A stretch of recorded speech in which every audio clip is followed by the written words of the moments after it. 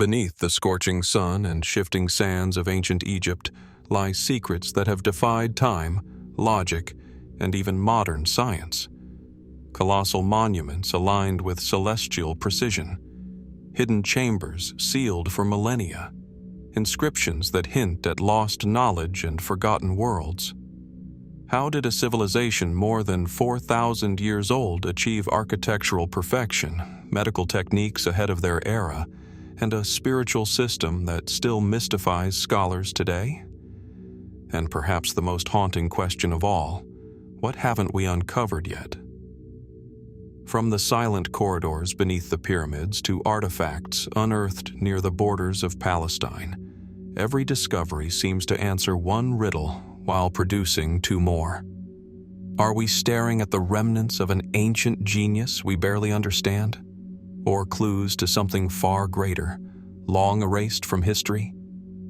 Tonight, we journey beyond textbooks and familiar legends to explore the unanswered, the unbelievable, and the unexplained. So sit back, relax, and let's dive into the mysteries that Egypt has guarded for thousands of years. Deep within the desert valleys west of the Nile, where silent cliffs glow amber beneath the setting sun, lies a place that has swallowed countless secrets of the ancient world. The Valley of the Kings. Wind sweeps through the rugged hills, carrying grains of sand that have drifted for thousands of years across tomb entrances, sealed chambers, and forgotten doorways. Beneath this landscape of rock and shadow, the ancient Egyptians carved their eternal houses of stone, each one meant to guide a soul through the afterlife. Yet among the many tombs discovered here, one absence continues to haunt archaeologists and historians alike: the missing resting place of Queen Nefertiti. Nefertiti, the enigmatic great royal wife of Pharaoh Akhenaten, lived in the 14th century BC and was once one of the most powerful and influential women in Egypt. Her beauty is immortalized in one of the most famous works of ancient art, the painted limestone bust now displayed in Berlin. But behind her elegant features lies a life shrouded in controversy. She was more than a queen. She was a religious revolutionary, co-ruler, and possibly even a pharaoh in her own right. And yet, for all her prominence, her tomb has never been found. This absence is striking. Most major figures of her era have been located. Tutankhamun in his golden splendor, Akhenaten in the ruins of Amarna, and other royals scattered from Thebes to the edges of ancient desert necropolises. But Nefertiti, central to the drama of one of Egypt's most turbulent periods, vanishes from the archaeological record during her final years. Her burial place is not only missing, her end is cloaked in silence. No funerary inscriptions, no confirmed mummy, no definitive tomb. Mainstream theories often begin in Amarna, the short-lived capital built by Akhenaten during his religious revolution. Here, the royal family worshipped a single deity, the Aten, breaking with centuries of Egyptian tradition. Many scholars believe Nefertiti may have been intended to rest in Amarna's royal tomb. Fragments found there include pieces of burial equipment inscribed for a queen. But the tomb shows signs of being abandoned, its walls incomplete, its chambers disrupted. After Akhenaten's death, the city was deserted, its memory intentionally erased. Could Nefertiti have once been laid to rest there, only to be reburied later when Egypt returned to its old gods? Others look back to Thebes and the Valley of the Kings. One of the most debated theories centers on KV62, the tomb of Tutankhamun. Some researchers propose that behind its painted walls may lie hidden chambers, perhaps even Nefertiti's burial. Ground-penetrating radar scans have produced conflicting results over the years. Some appear to show voids or passage-like anomalies. Others show nothing at all. The debate remains unresolved, but the idea persists. Could Nefertiti lie only a few meters beyond the famous Boy King, sealed behind unbroken plaster and paint? There are even more provocative possibilities.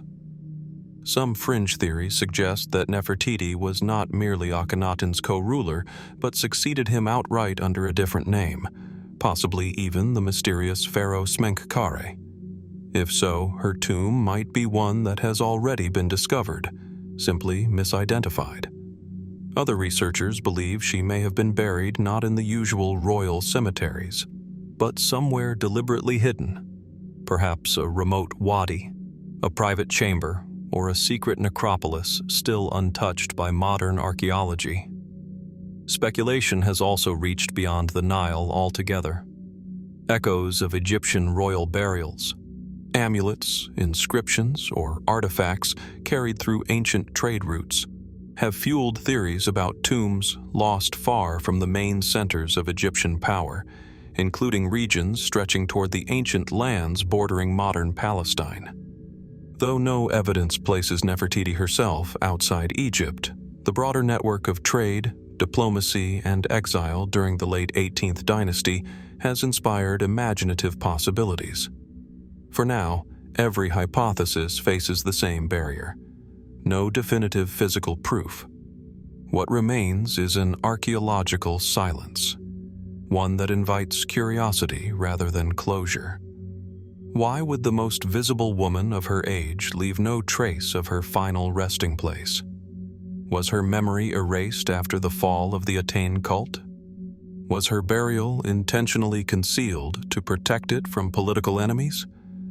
Or does her tomb simply lie beneath the sands, waiting for the right moment, the right excavation, or perhaps the right technology to reveal it? In the Valley of the Kings, the wind settles and night begins to pool in the crevices of stone. The desert keeps its secrets well. Nefertiti's story, once illuminated by the dazzling sun of Amarna, now rests in shadow, unfinished, unanswered, irresistible. And until the day her tomb is found, the question will remain: how much of ancient Egypt's history is still hidden just beyond our reach beneath silence and sand? From the silence surrounding Nefertiti's forgotten resting place, our journey now returns to the very heart of Egypt's old kingdom, where another mystery waits, hidden not in the shifting sands, but deep within the bones of stone itself. Rising above the Giza Plateau, the Great Pyramid of Khufu stands against the desert horizon, its massive limestone blocks glowing amber in the late afternoon light. For more than 4,500 years, this monument has dominated both landscape and legend, outlasting empires, conquerors, philosophies, and faiths. Yet even after centuries of excavation, archaeology, and speculation, the pyramid continues to hold its silence. Among its most baffling enigmas is something no ancient inscription ever mentioned, no early explorer ever hinted at, and no archaeologist ever thought possible: a vast, hidden chamber now known as the Great Void. The discovery came only recently, when international teams used muon detection, a scanning technology that tracks subatomic particles as they move through stone, to create a detailed map of the pyramid's interior. Their objective was straightforward: refine our understanding of the known chambers and passageways. But when the data was compiled, the results revealed something no one was prepared for. Above the Grand Gallery, in a region long assumed to be solid masonry, emerged the unmistakable outline of a monumental empty space. This was no small pocket of air, no accidental gap in construction. It was at least 30 meters in length, an expanse comparable to a grand hall, untouched and completely sealed since the pyramid's construction. Mainstream Egyptologists have approached the discovery cautiously. Many believe the void might be a structural feature, perhaps a hidden relieving space intended to reduce pressure on the chambers below. The ancient builders, after all, were master engineers who understood weight, tension, and balance on a colossal scale. If stability was their goal, then such a chamber would not be unreasonable. But certain details complicate this explanation. If it was merely structural, why is the void so large? Why does its position seem to echo, almost mirror, the dimensions and orientation of the grand gallery beneath it? And why have no comparable relieving spaces of this scale ever been found elsewhere within Egyptian pyramids? These questions have encouraged alternative lines of thought. Some scholars suggest the void might have been a construction corridor, a temporary internal roadway used by workers and then sealed off forever once the pyramid was completed. Others speculate that it could have served a symbolic or ritual function, deliberately placed within the pyramid's internal geometry to complement its celestial alignments. The Great Pyramid is famously oriented to the cardinal directions, and its internal shafts point toward stars that once held a deep religious meaning. Could the void be an unseen component of this cosmic arrangement, part of a design meant not for the living, but for the afterlife? More daring theories reach further. A number of researchers wonder if the void may conceal a hidden chamber, one that protects funerary objects, ritual equipment, or long-lost documents sealed away by Khufu's architects. Could it hold a cache of sacred texts, a dismantled throne, or an unrecorded royal space waiting in total darkness? There is no evidence to confirm such ideas, yet the possibility lingers, refusing to be dismissed. Beyond that, fringe thinkers have suggested even more radical interpretations. Lost knowledge, forgotten civilizations, or technologies that defy our assumptions about the ancient world. They point to the pyramid's astonishing precision, its enduring stability, and its mysterious internal layout. While such theories fall outside accepted scholarship, the void's existence has undeniably given them renewed energy. After all, this structure was raised without wheels, iron tools, or modern machinery, yet with a level of accuracy that still inspires awe. When confronted with a hidden chamber of monumental scale, is it truly surprising that imagination runs wild? For now, one truth stands above all. The void remains sealed. No human being has seen its interior, and there is no clear way to access it without risking irreversible damage to the pyramid itself. Archaeologists must rely on scanning equipment, patient study, and restrained interpretation. The Great Void remains out of reach, silent, inaccessible, and undeciphered. As night descends over the plateau, the Great Pyramid fades into silhouette, its sharp angles outlined against a field of distant stars. Somewhere within that mountain of stone lies a vast chamber that should not exist, a hollow space preserved through 45 centuries of human history. What waits inside? A structural solution, a symbolic chamber, a forgotten archive, or something we have not yet imagined?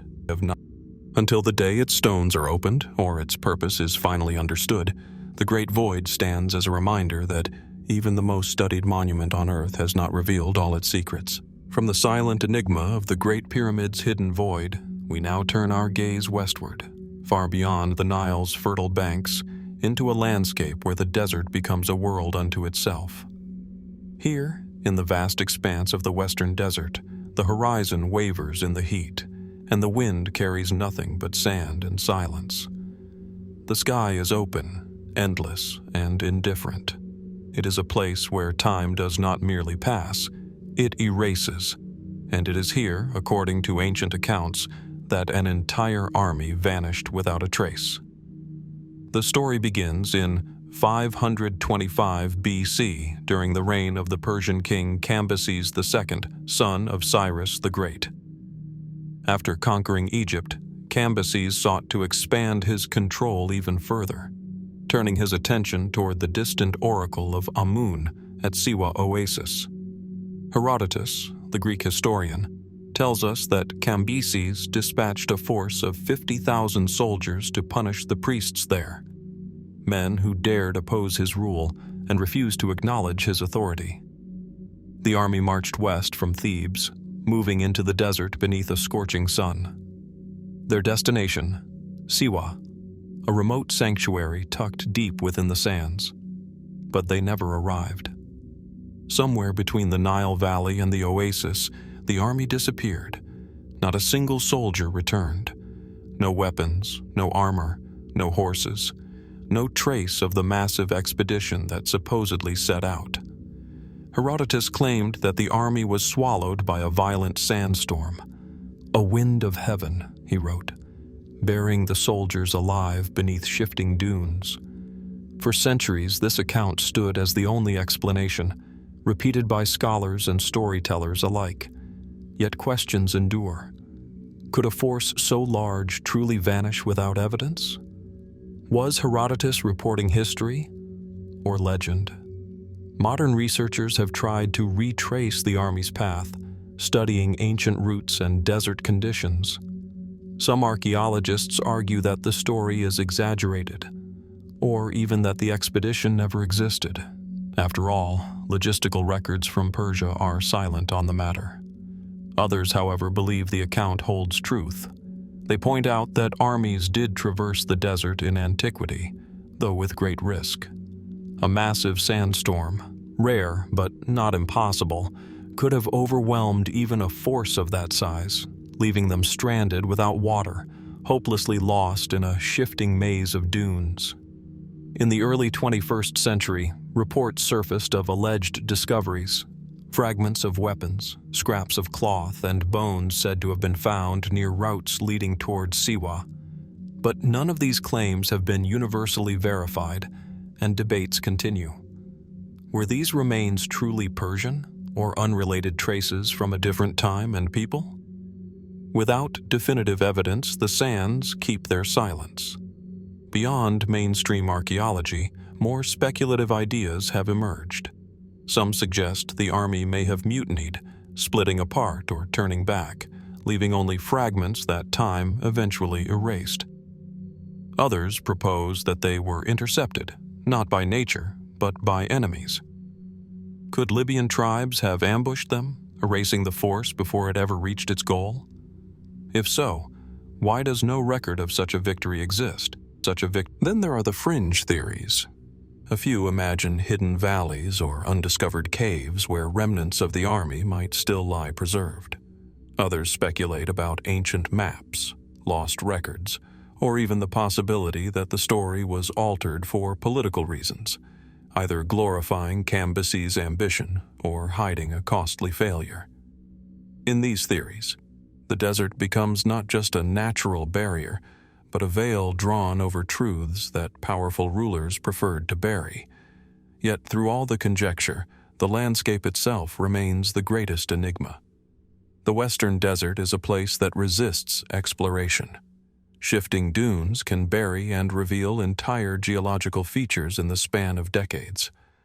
A lost army, even one of thousands, could easily lie beneath meters of sand, its artifacts scattered, its story fragmented beyond recognition.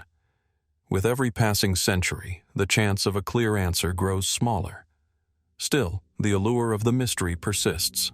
Standing on the edge of the Siwa oasis today, one can look out over the dunes and imagine the final march of Cambyses' soldiers, the sun relentless overhead, the wind rising, the desert stretching endlessly forward. Did they sense their fate? Did they lose their way? Or did the sands consume them in a single catastrophic moment? The desert offers no reply. It holds its secrets tightly, giving back only whispers through the wind. And so, the lost army of Cambyses remains one of Egypt's most haunting archaeological riddles, a story suspended between history and myth, fact and possibility. Beneath those shifting dunes, what might still lie waiting to be found?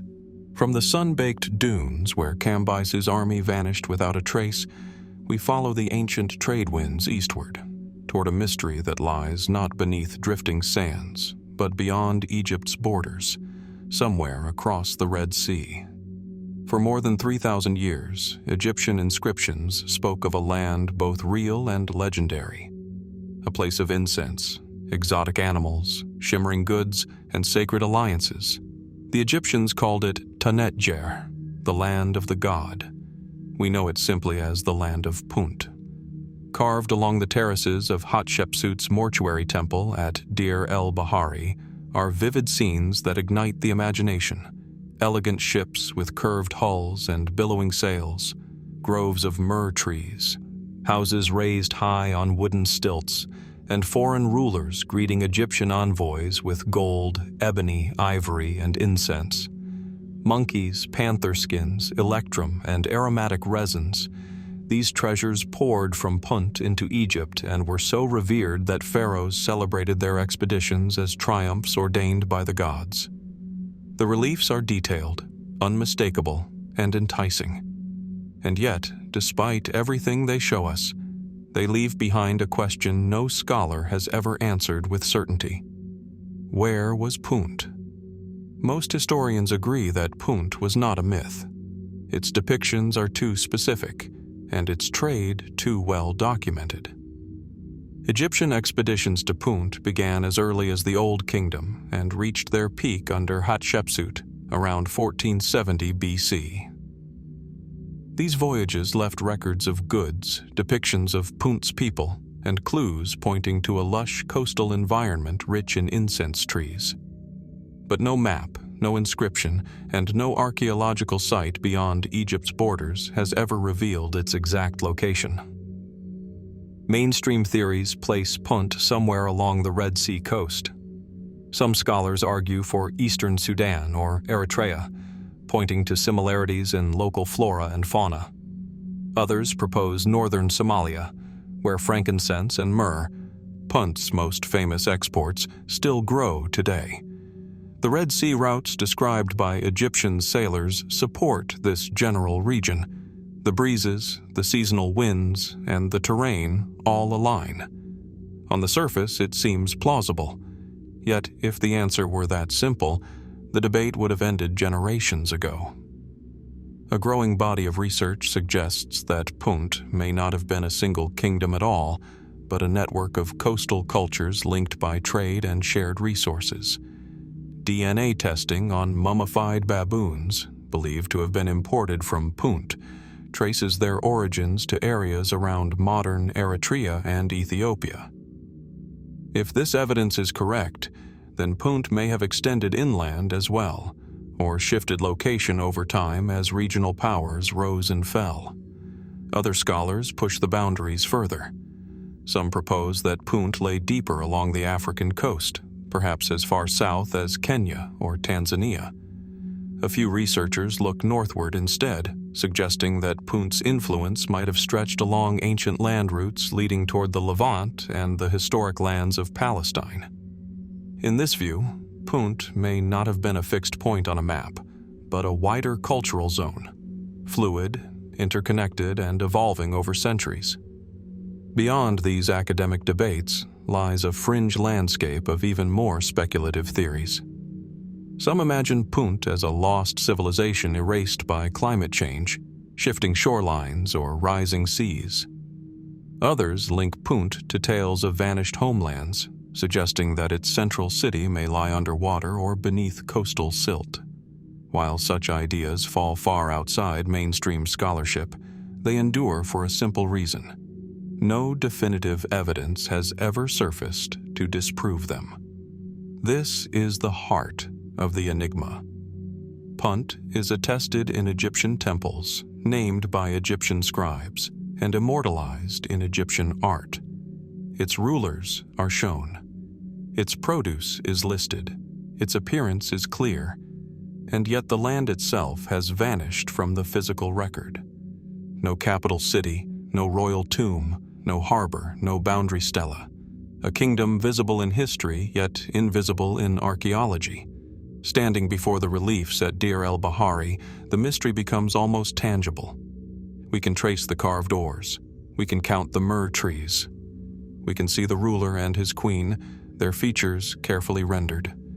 The Egyptians knew this land well enough to sail to it, trade with it, and honor it. They saw Punt not as an enemy, but as a partner, a sacred mirror beyond the horizon, beyond.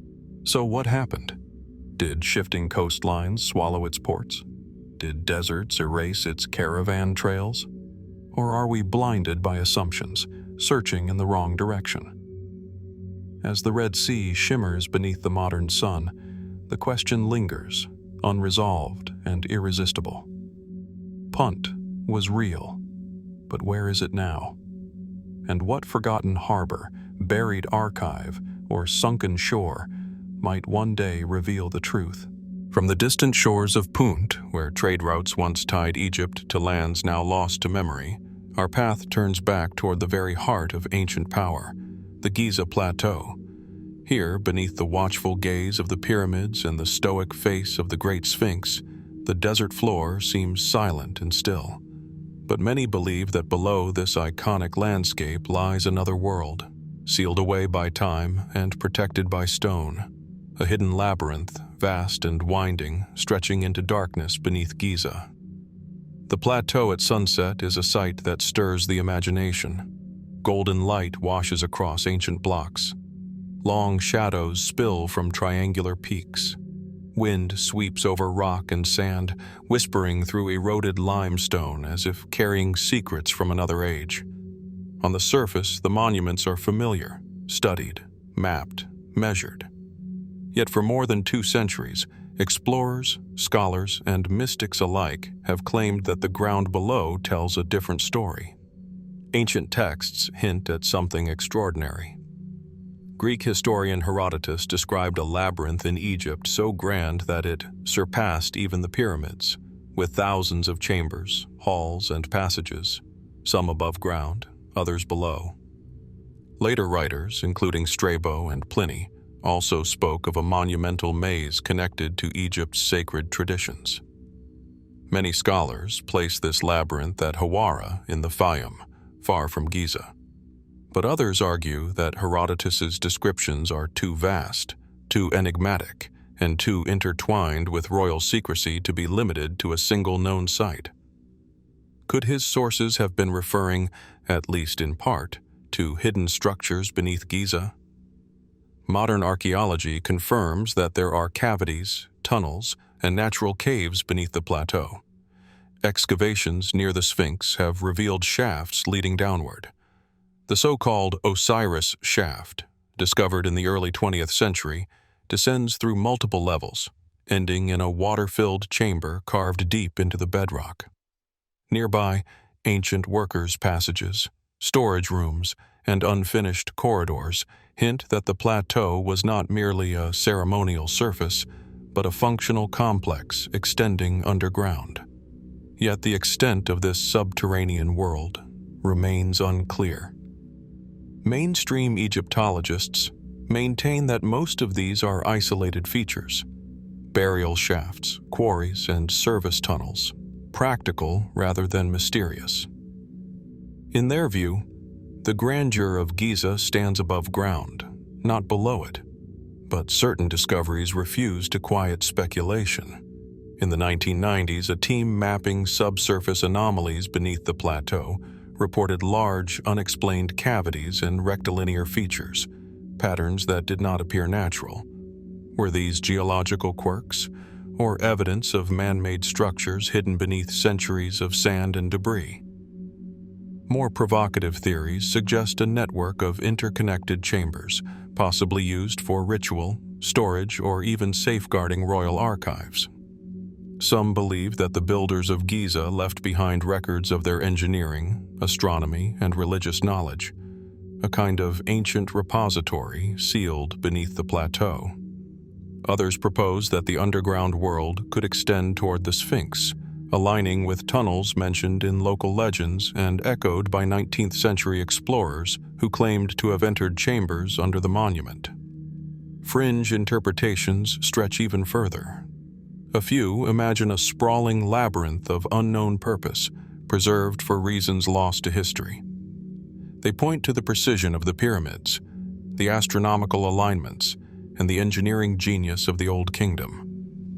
If the Egyptians could create monuments of such magnitude above ground, could they not also have built something extraordinary beneath it? Some go so far as to link these beliefs to tales of hidden libraries, lost civilizations, or secret initiatory complexes, ideas not supported by evidence, yet persistent in popular imagination. Between cautious archaeology and daring speculation lies the truth, still buried, still waiting. Access beneath Giza today is highly restricted. Many tunnels are unstable, flooded, or not fully excavated. Much of what lies below remains unexplored, not because it is forbidden or conspiratorial, but because excavation is slow, dangerous, and technically complex. The result, however, is the same: unanswered questions, lingering mysteries, and a sense that the plateau has not yet given up all its secrets.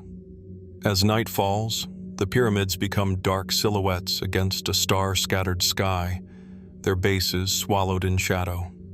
Standing here, it is easy to imagine chambers and corridors extending silently below, untouched, unseen, and undisturbed for thousands of years. Was there once a labyrinth beneath Giza, as ancient writers imply?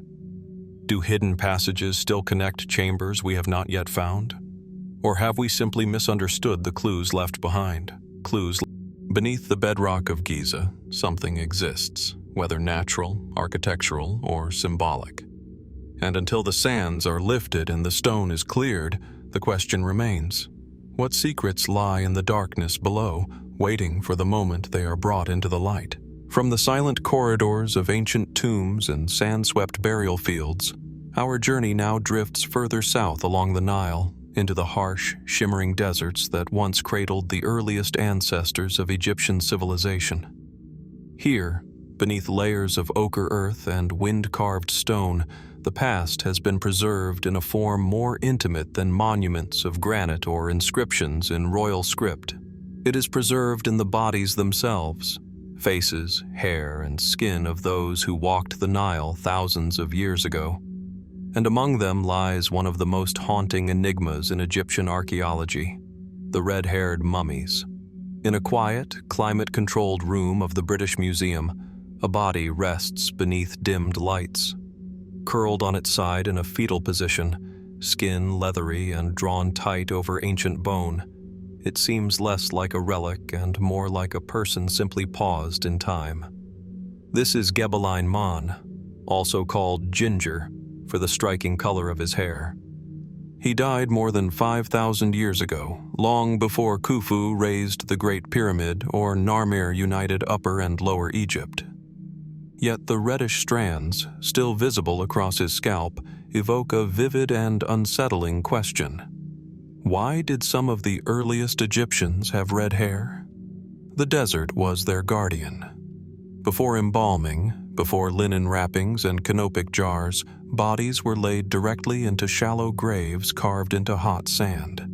In this natural kiln, heat and dryness halted decay. The result was accidental but astonishing. Some of the oldest mummies in Egypt are not royal, not crafted by priests, but ordinary individuals whose flesh and hair endured by the will of the desert itself. Forensic examinations confirm that the red color is not merely a chemical effect from time or soil. In multiple cases, Gebeline Mon and others found in pre-dynastic cemeteries between Luxor and Aswan, the pigmentation appears natural. Reddish hair also appears on a few later period mummies, though most are from the deep past, long before the dynasties we know best. Egyptologists acknowledge the trait, but explanations rarely go beyond genetics, variation, and chance. And yet, standing before these ancient remains, it is difficult not to feel that the mystery deserves more attention. Red hair, even today, is a rare genetic marker. Was it more common in pre-dynastic Egypt? Did it belong to a particular clan or regional group? Could it hint at migrations into the Nile Valley during prehistory, long before written records began? Mainstream scholars point to a simple, plausible interpretation. Early Egypt was never isolated. The Nile was a corridor, not a wall. Across millennia, small groups could have moved along its banks from neighboring regions of North Africa or even from the Levantine coast of Palestine. In that mixing, unusual traits might naturally appear. In this view, the red-haired mummies are not anomalies, but reminders that ancient populations were more diverse than we sometimes imagine. But the mystery does not end there. Some researchers have gone further, noting that red hair, along with fairer skin tones, is occasionally depicted in very early Egyptian art. Others argue that the concentration of red-haired remains in Upper Egypt might connect to a forgotten lineage that existed before the pharaonic state, later absorbed or erased as kingdoms rose and cultures unified. Could these individuals represent a lost tribe, a once distinct people whose story vanished as dynasties grew and power centralized along the Nile? There is also the question of social status. None of the earliest red-haired mummies were found in monumental graves. They were not kings, not nobles. They were everyday people. If they were foreign, they were not conquerors. If they were native, they were not elites. Their presence suggests something quieter, more human, that the genetic tapestry of early Egypt may have been richer and more complex than later national identity would claim. Modern science has attempted to pierce the veil. CT scans, tissue sampling, and limited DNA studies have revealed details: diet, cause of death, age, even muscle structure, but genetic clarity remains elusive. Egypt's earliest human remains are fragile, and full genomic sequencing is rare. For now, science can tell us how these people lived and died, but not why they bore a trait that still stands out in a civilization remembered for dark hair and bronze skin. As we gaze upon these mummies, still crowned with fading strands of auburn after 5 millennia, one cannot help but wonder, were they simply part of the natural spectrum of early Nile populations? Or are they echoes of a forgotten migration, a clue to a chapter of Egyptian prehistory still missing from the record? The desert preserved their bodies, but the desert also keeps its secrets. And until more evidence emerges from beneath the sands, the red-haired dead of ancient Egypt remain what they have always been: silent witnesses to a story we can see, but do not yet fully understand. From preserved flesh and ancient strands of auburn hair, our path now turns west, away from the life-giving waters of the Nile and into the vast, silent expanse of the Sahara. The landscape changes abruptly. Palm groves and fertile silt vanish behind us. Ahead lies a world of wind, dune, and blistering light. Here, in one of the most remote corners of the western desert, stands a place almost forgotten by history, a lonely outpost built at the edge of the known world. The Egyptians called this desolate frontier Abu Ballas, the father of jars. Today, Abu Ballas barely reveals itself.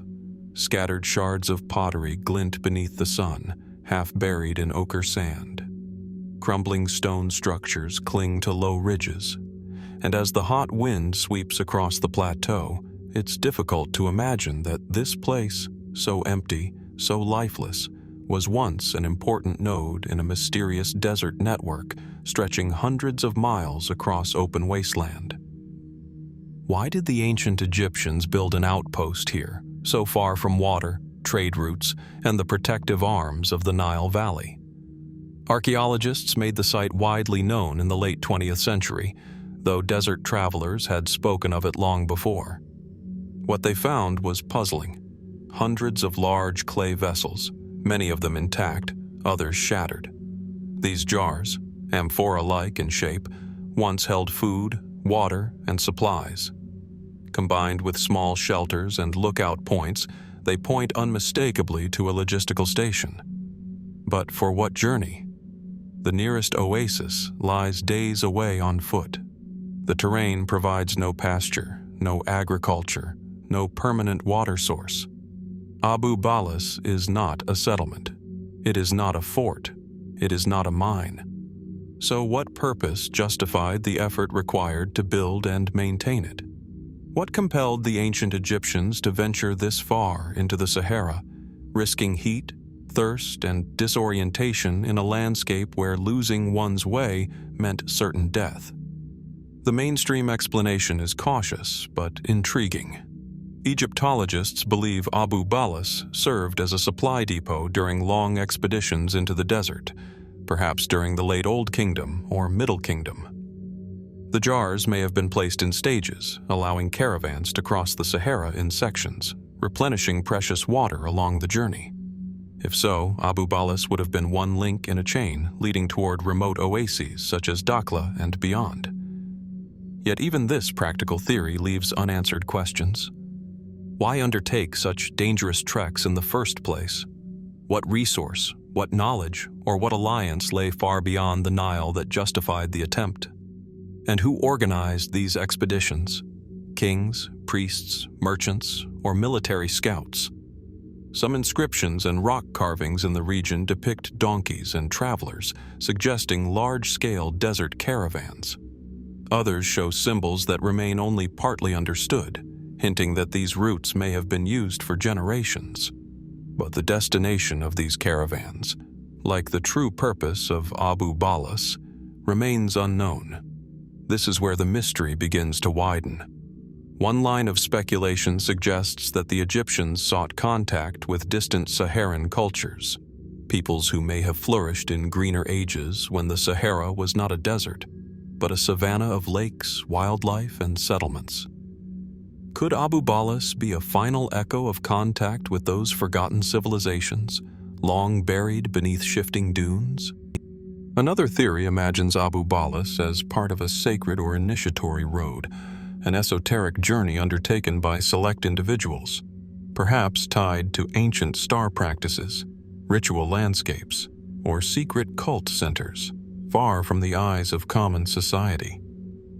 In this interpretation, the outpost was not merely a waypoint, but part of a hidden spiritual geography, one that stretched into the deep desert where silence and isolation heightened the power of ritual. More speculative researchers go further still, proposing that Abu Ballas was once linked to routes leading toward the fabled land of Yam, or even toward distant regions beyond the Sahara entirely. A few fringe voices suggest connections to trans-Saharan migrations, forgotten kingdoms, or lost archives of knowledge that might have inspired Egyptian beliefs. These ideas remain unproven, but they persist, fueled by absence, by silence, and by the sheer improbability of Abu Ballas's existence.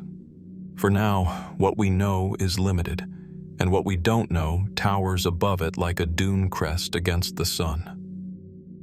Abu Ballas was real. It was used. It mattered.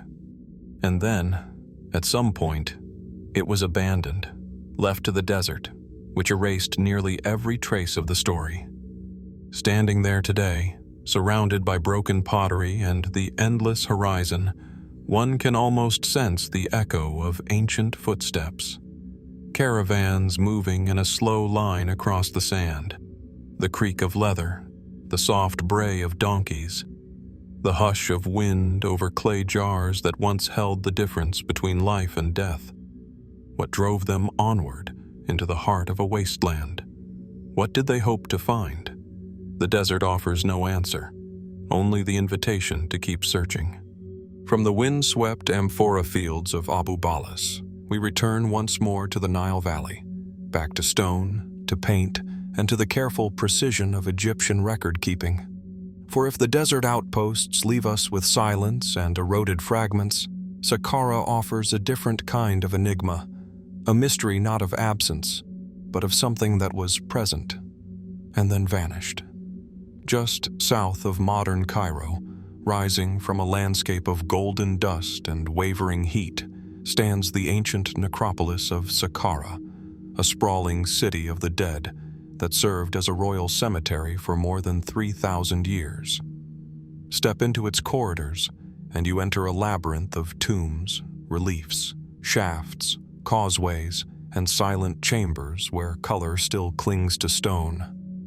The air is cool, dry, and heavy with the weight of memory.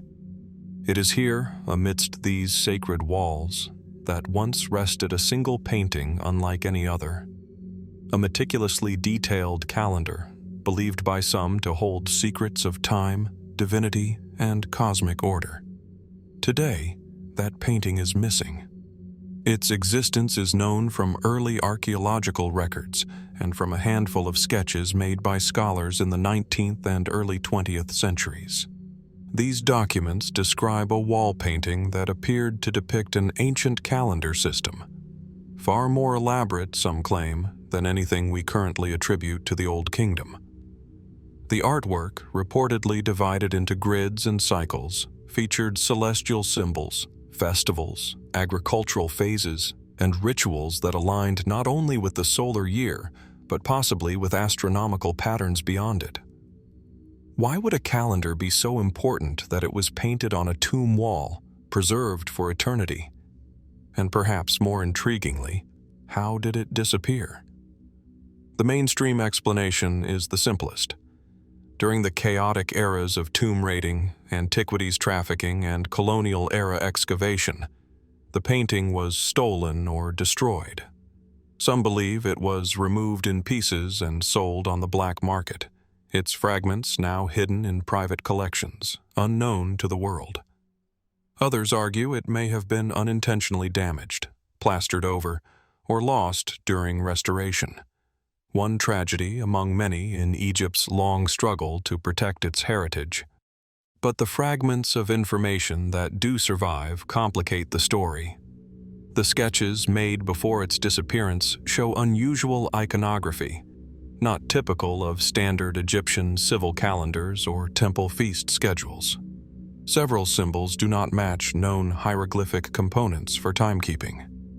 A few researchers have pointed out that the design appears to track lunar cycles and stellar movements with extraordinary precision. If accurate, this could suggest that the ancient Egyptians possessed a more complex astronomical system than we currently acknowledge, potentially predating other ancient calendars by centuries. Could the missing calendar have represented a rare or experimental timekeeping system? A priestly calendar restricted to elite astronomer priests? Or did it preserve knowledge inherited from an earlier, now lost, tradition? Here, speculation branches in many directions.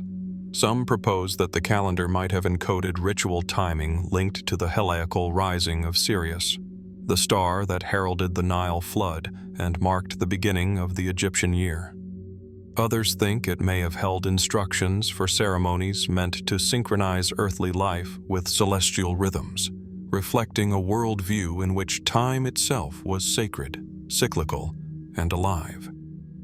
More unorthodox theories suggest the calendar could have contained mathematical patterns, alignments, or astronomical cycles that would challenge our understanding of Egyptian science. A few fringe writers even hint at connections to distant cultures, arguing that similarities between Egyptian reckoning and other ancient calendar systems are too close to be coincidence. If such connections existed, what would that imply? Trade, shared origins, or something more mysterious? Of course, without the painting, none of these possibilities can be tested, and so the debate continues. But there is another layer to this mystery, one seldom addressed directly. Why did this particular piece, of all the fragile treasures in Saqqara, vanish when others survived? Was it luck and circumstance? Or did someone want this calendar hidden? Some whisper that the piece was taken intentionally, not for profit but to suppress knowledge. A provocative idea, but not entirely unheard of in the world of antiquities, where powerful collectors have, at times, acquired artifacts solely to keep them away from public eyes. Could the missing calendar have been considered too controversial, too strange, or too revealing to remain in open view? Or perhaps the truth is more simple and more tragic. Maybe the calendar was simply a casualty of time, broken, looted, discarded, its meaning lost forever beneath the sand, and yet the mystery lingers. Saqqara continues to yield secrets. New chambers, new tombs, and new inscriptions still emerge from its depths year after year. Somewhere beneath the necropolis, still sealed away, could another version of the lost calendar exist, waiting, untouched, on a forgotten wall? Or might the original yet survive, hidden in a vault a basement, or a private gallery where only a handful of eyes have ever seen it.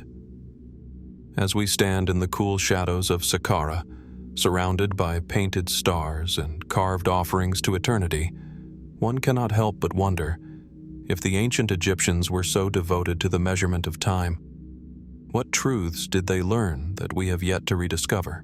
From the missing calendar of Saqqara, an artifact that once measured days, seasons, and cosmic rhythms, we shift from the mysteries of time to the mysteries of the human body. For if the Egyptians recorded the heavens with astonishing precision, what else did they understand with equal depth? To explore that question, we move from painted chambers to a quiet museum storeroom, where a single skull, weathered by more than 4 millennia, continues to challenge our assumptions about ancient knowledge. The skull belongs to an individual from the Old Kingdom, Egypt's age of the pyramid builders. At first glance, it appears unremarkable, the familiar curve of bone, earth-stained and fractured by time. But look closer. Beneath the dust, beneath the patina of age, and something extraordinary emerges. A rectangular opening has been cut cleanly into the cranium. The edges of this opening are smooth, rounded, healed. This is the puzzle. In a world over 4,000 years old, long before modern medicine, long before antiseptic tools or anesthesia, someone performed cranial surgery on a living person, and that person survived long enough for healing to begin. The bone shows clear signs of recovery. This was not a wound of battle. It was a deliberate, controlled procedure. So the question becomes, how? The practice is known to us today as trepanation, one of the oldest surgical procedures in human history. Evidence of trepanation appears in various cultures around the world, but its presence in Old Kingdom Egypt raises unsettling possibilities. The Egyptians are famed for their medical papyri, for documenting broken bones, dental conditions, and even complex treatments for internal disorders. But brain surgery? That belongs to an entirely different level of anatomical understanding. Mainstream Egyptologists propose a cautious explanation. Perhaps this was an experimental treatment, performed by skilled embalmers or early physicians who observed the human body over countless mummifications. After all, few cultures in antiquity studied the physical form as intimately as the Egyptians. In the process of preparing the dead for the afterlife, might they have gained invaluable insight into the structure of the skull, the membranes beneath it, and the delicate organs within? If so, then trepanation could have been used to relieve pressure from head trauma, an attempt to save a life rather than a ritual intervention. The clean cut suggests the use of specialized tools, and the smoothness of the bone indicates a level of surgical care that would not be attempted lightly. Could this be evidence of early neurosurgery, born in the shadow of the pyramids? Yet even this interpretation raises new questions. If such a medical knowledge existed in the Old Kingdom, why do we find so few examples? Was this technique rare, reserved for elites, or for special circumstances? Or have we simply not uncovered the rest of the evidence, and many more surgically altered skulls still lie buried under unexcavated sands and sealed tombs? Other scholars argue for a more ritual perspective. They suggest the opening may have been part of a spiritual or ceremonial practice, an attempt to release illness, madness, or evil spirits, as many cultures once believed. The surgery, in this view, was not purely medical but symbolic, a union of healing and belief. And yet, even if ritual, it still required skill, knowledge, and steady hands. More speculative voices push further. They point to the precision of the cut and ask, could the Egyptians have possessed advanced surgical instruments, bronze scalpels, fine chisels, or even specialized drills, far beyond what we currently imagine for the Old Kingdom? Did they inherit anatomical knowledge from an earlier, forgotten tradition? Or from contact with distant cultures around the Mediterranean and beyond? Some fringe theorists go so far as to suggest an even deeper mystery, that the Egyptians may have known far more about the brain, and perhaps consciousness, than history credits them. They point to passages in later texts describing the heart, the ka, and the ba, and wonder whether the Egyptians explored not only physical surgery, but metaphysical ideas tied to the mind, identity, and the soul. If the body was a vessel for eternity, would they not have sought to understand every part of it, including the mind trapped within the skull? There is, of course, no definitive proof for such ideas, but the skull remains, and the cut remains, and the healed edge remains. No theory, mainstream or speculative, fully answers the central enigma. How did a surgeon in the Pyramid Age, armed with tools of copper and stone, open the human skull without killing the patient? We are left once again with more questions than answers. In the controlled silence of a museum laboratory under the soft glow of analytical lamps, this old kingdom skull continues to whisper across 40 centuries. It speaks of a forgotten patient, a forgotten surgeon, a forgotten operation that defied the odds, and it forces us to reckon with a possibility that challenges our assumptions about the ancient world. What else did they know about the body, about healing, about life itself, that we have yet to rediscover? From the quiet mystery of a healed skull, evidence of knowledge hidden in bone, we turn now from flesh to ink, from medicine to memory. Not all secrets of ancient Egypt are carved in stone. Some are whispered on fragile fibers, carried through time by threads more delicate than bone or brick. Among the rarest of these threads lies a document that offers something astonishing, a first-person voice from the Pyramid Age itself. It is known today as the Diary of Merer. Discovered near the Red Sea in a remote cluster of caves at Wadi al-Jarf, the papyrus was unearthed in 2013, rolled, brittle, and buried beneath 44 centuries of dust. When conservators slowly unfurled it, they realized what they held was neither myth nor royal decree, neither funerary spell nor sacred hymn. It was a work log, a journal, the daily record of a man named Merer, an overseer during the reign of Khufu. Within its faded lines lay the oldest known papyrus ever found, and the only surviving diary of an Egyptian official involved in building the Great Pyramid. The text itself is simple, spare, and almost routine. Merer describes transporting limestone along the Nile, directing crews and reporting to higher officials. He notes repeated trips to the plateau, delivering stone for the horizon of Khufu, a clear reference to the Great Pyramid. On the surface, it appears to be a logistical record, a humble archive of labor and transport, nothing more. Yet its implications ripple outward like rings in undisturbed water. For many scholars, Merer's diary supports what mainstream Egyptology has long maintained, that the Great Pyramid was not built by slaves, but by organized, skilled labor working in rotating crews, guided by remarkable engineering and an efficient administrative system. The papyrus, in their view, grounds the monument in human effort rather than myth. But, as so often happens in Egypt, one answer merely opens new doors. If Merer's diary survived, why do we have no other written accounts from Khufu's building administration? Where are the journals of architects, quarry masters, and royal engineers? If such documents once existed, as reason strongly suggests, then what became of them? Were they destroyed, hidden, lost in unopened chambers?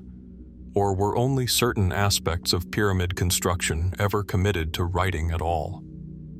Another question arises from the find itself. Why was the papyrus stored in a remote cave complex so far from the Nile Valley?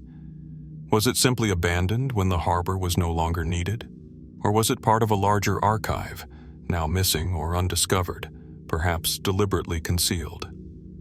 Some historians argue that Merer's diary must have been one small piece of a vast bureaucratic puzzle, Hundreds of papyri detailing every stage of construction, from quarry schedules to supply inventories.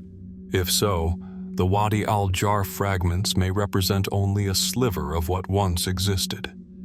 The rediscovery of even a fraction of that lost archive could revolutionize our picture of the Old Kingdom. Others look not at what the diary includes, but at what it omits. Mirror describes stone deliveries from Tura to Giza, but offers no insight into how the blocks were lifted, positioned, or aligned with such flawless precision. No descriptions of ramps, no engineering diagrams, no mention of the methods that remain at the core of one of history's most enduring debates. The papyrus documents movement, not method, labor, not knowledge. Did Mirror simply lack access to such information? Or were advanced building techniques closely guarded, passed orally among a select group of master builders loyal to the crown? A few fringe theorists take the omission further, arguing that the diary's simplicity is itself suspicious. They suggest that the papyrus may reflect only the outermost layer of a more complex system, one in which technical secrets, unconventional practices, or specialized knowledge were intentionally excluded from written records. If that is true, what was left unsaid, and for whose eyes were those secrets kept? These ideas, while speculative, endure for a reason. Mirror gives us a rare first-hand voice, and with that voice comes a realization. We possess only fragments of a story, and the vast majority of it is still hidden. Today, the Diary of Mirror rests in careful preservation, protected from the elements that nearly erased it from history. Yet its quiet voice continues to speak, practical, direct, unadorned. In those plain lines, we hear more than the movement of limestone. We hear a reminder that the pyramids were built by people, coordinated, skilled, determined people whose full story has not survived. And so another question lingers. If a single overlooked papyrus can reshape our understanding of the Great Pyramid, how many more voices lie sealed in forgotten caves, buried in lost storehouses, or waiting in unopened chambers beneath the sands of Egypt? From the dusty banks of the Nile, where fragments of papyrus, bone, and chiseled stone slowly reveal secrets once thought lost, we now turn to a relic unlike any other, an ancient broken register of kings and forgotten epochs. A single slab of dark diorite, polished by hands that lived over 4,000 years ago. Its surface is etched with rows of hieroglyphs, small, precise, and deliberate. This is the Palermo Stone, one of the earliest and most important records of Egypt's ancient rulers. Yet today, it survives only in scattered pieces, its full story fragmented, its missing sections raising more questions than answers.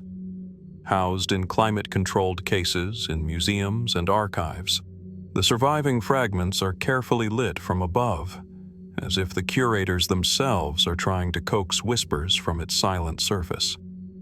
Visitors often walk past it without realizing what they are seeing. But to archaeologists, linguists, and historians, this shattered artifact represents both a treasure and a haunting void. Because the Palermo Stone is not merely a timeline, it is a window into a world before the pyramids, before the sprawling temple cities, before the familiar pharaohs whose names echo through school books and documentaries. The stone contains king lists reaching back into Egypt's earliest dynasties, and perhaps even earlier, to the hazy borderland between myth and documented history. It records festivals, river levels, royal achievements, and events that shaped a civilization. And yet, most of its original surface is gone. What it once contained, we can only imagine. Why were these records carved? And, just as importantly, why are so many parts missing? The mainstream explanation is simple: time. Over thousands of years, the slab broke apart naturally. Sections were lost, repurposed as building material or destroyed by neglect. Egypt, after all, endured invasions, religious reforms, political collapses, and shifting capitals. Stone can survive far longer than papyrus, but even stone is not immune to human hands, especially when later generations no longer viewed the old records as sacred. Yet, as with many mysteries of ancient Egypt, there are theories that reach beyond erosion and accident. Some historians point to what is missing, not just how much. Whole reigns are absent.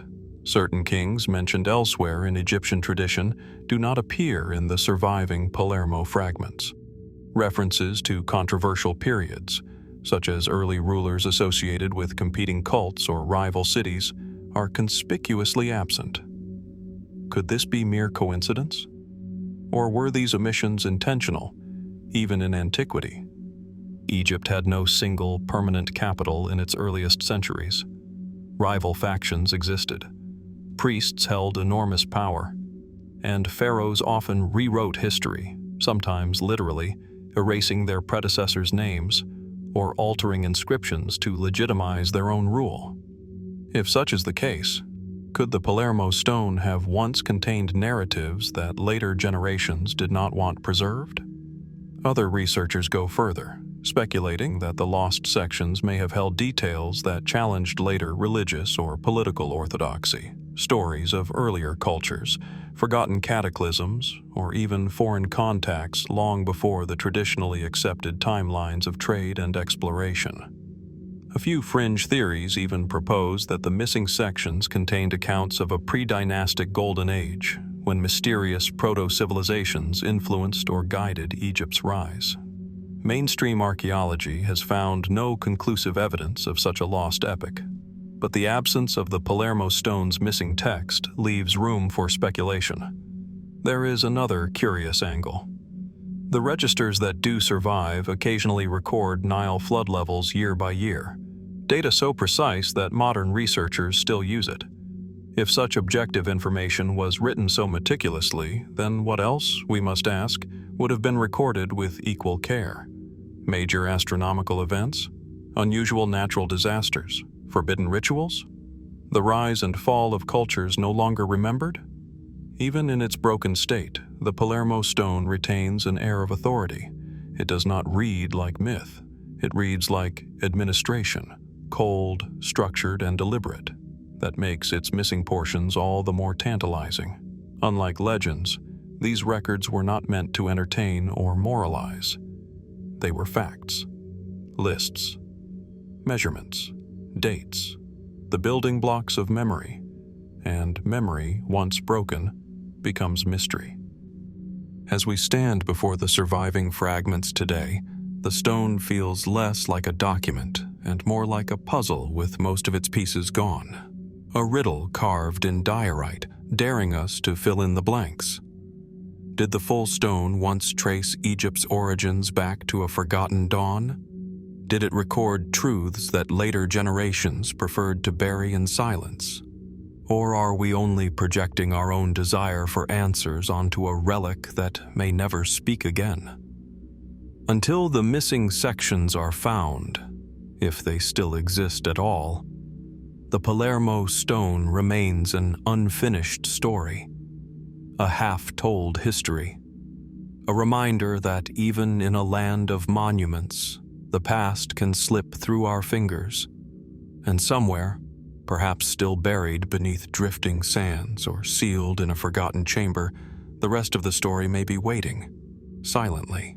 From fractured king lists carved into diorite, we now shift our gaze west, across the plateau of Giza, where another record of the ancient past stands not in words, but in stone. Rising from the desert floor, half carved into the bedrock and half shaped by human hands, the Great Sphinx stares silently across the sands.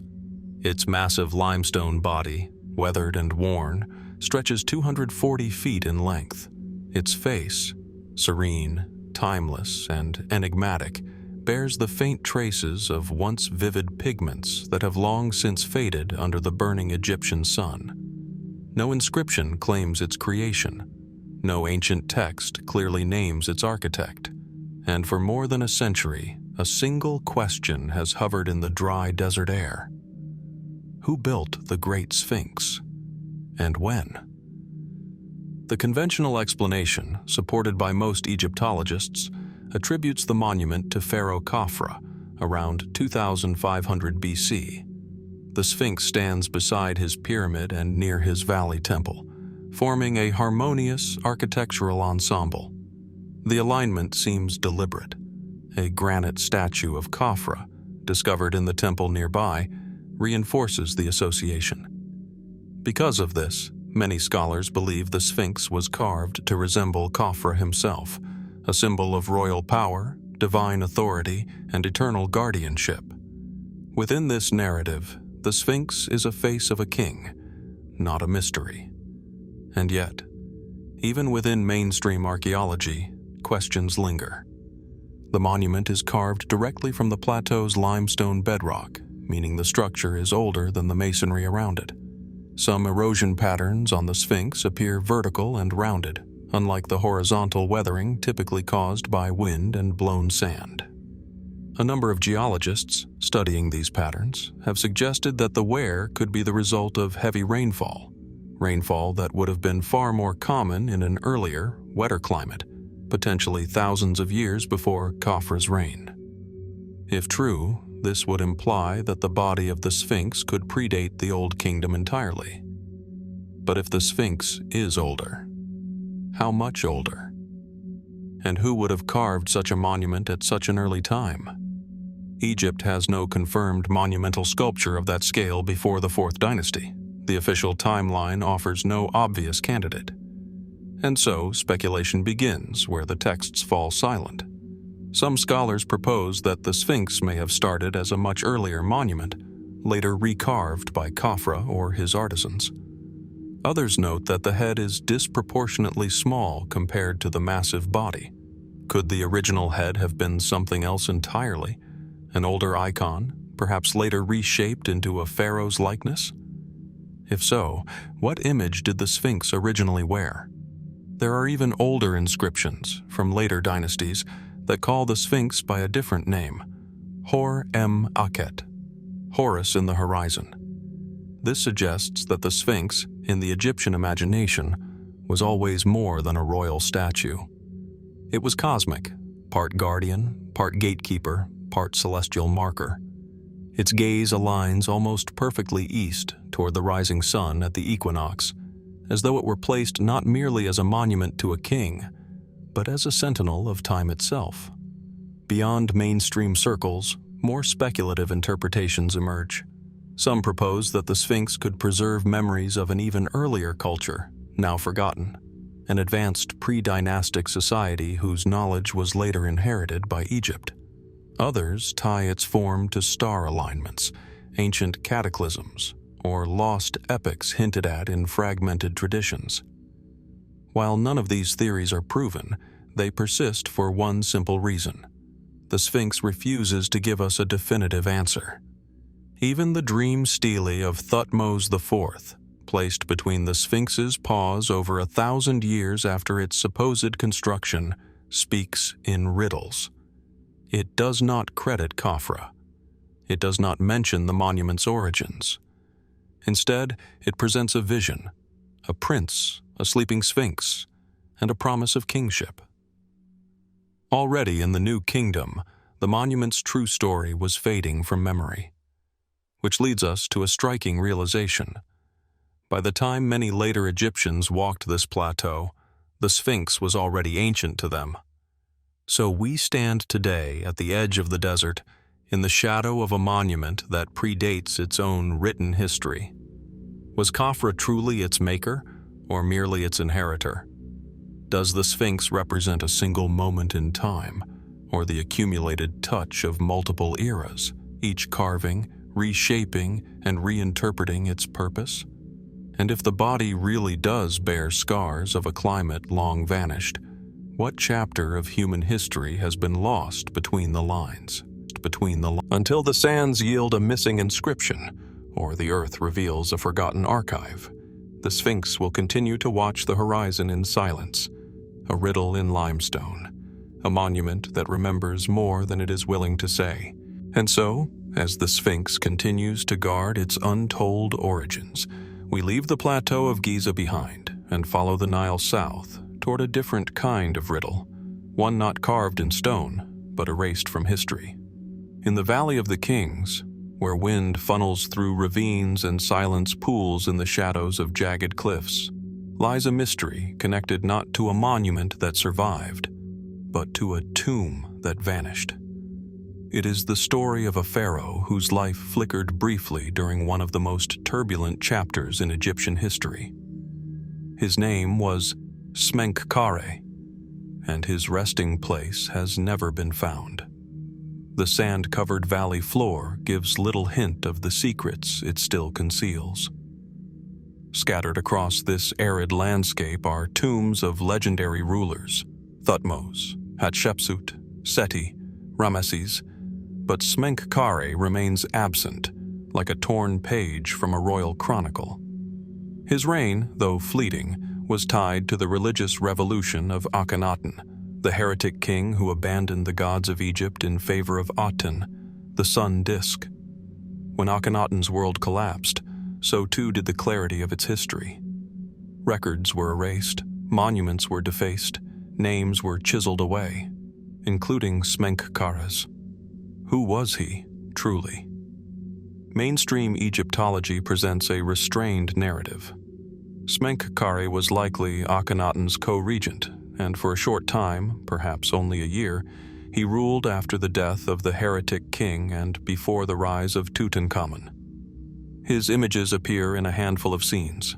A cartouche identifies him as king. A few inscriptions, incomplete and damaged, trace the outline of his existence. And then, silence. He vanishes from the written record as abruptly as he entered it. If Smenkhkare ruled, even briefly, then he would have been granted a royal tomb. Yet, no confirmed burial has ever been found. This is where the mystery deepens. Some scholars believe that Smenkhkare's tomb may simply remain undiscovered, one of many still buried beneath the valley's limestone layers. Others propose that his tomb was found long ago, but the mummy and artifacts were misidentified, lost, or reassigned.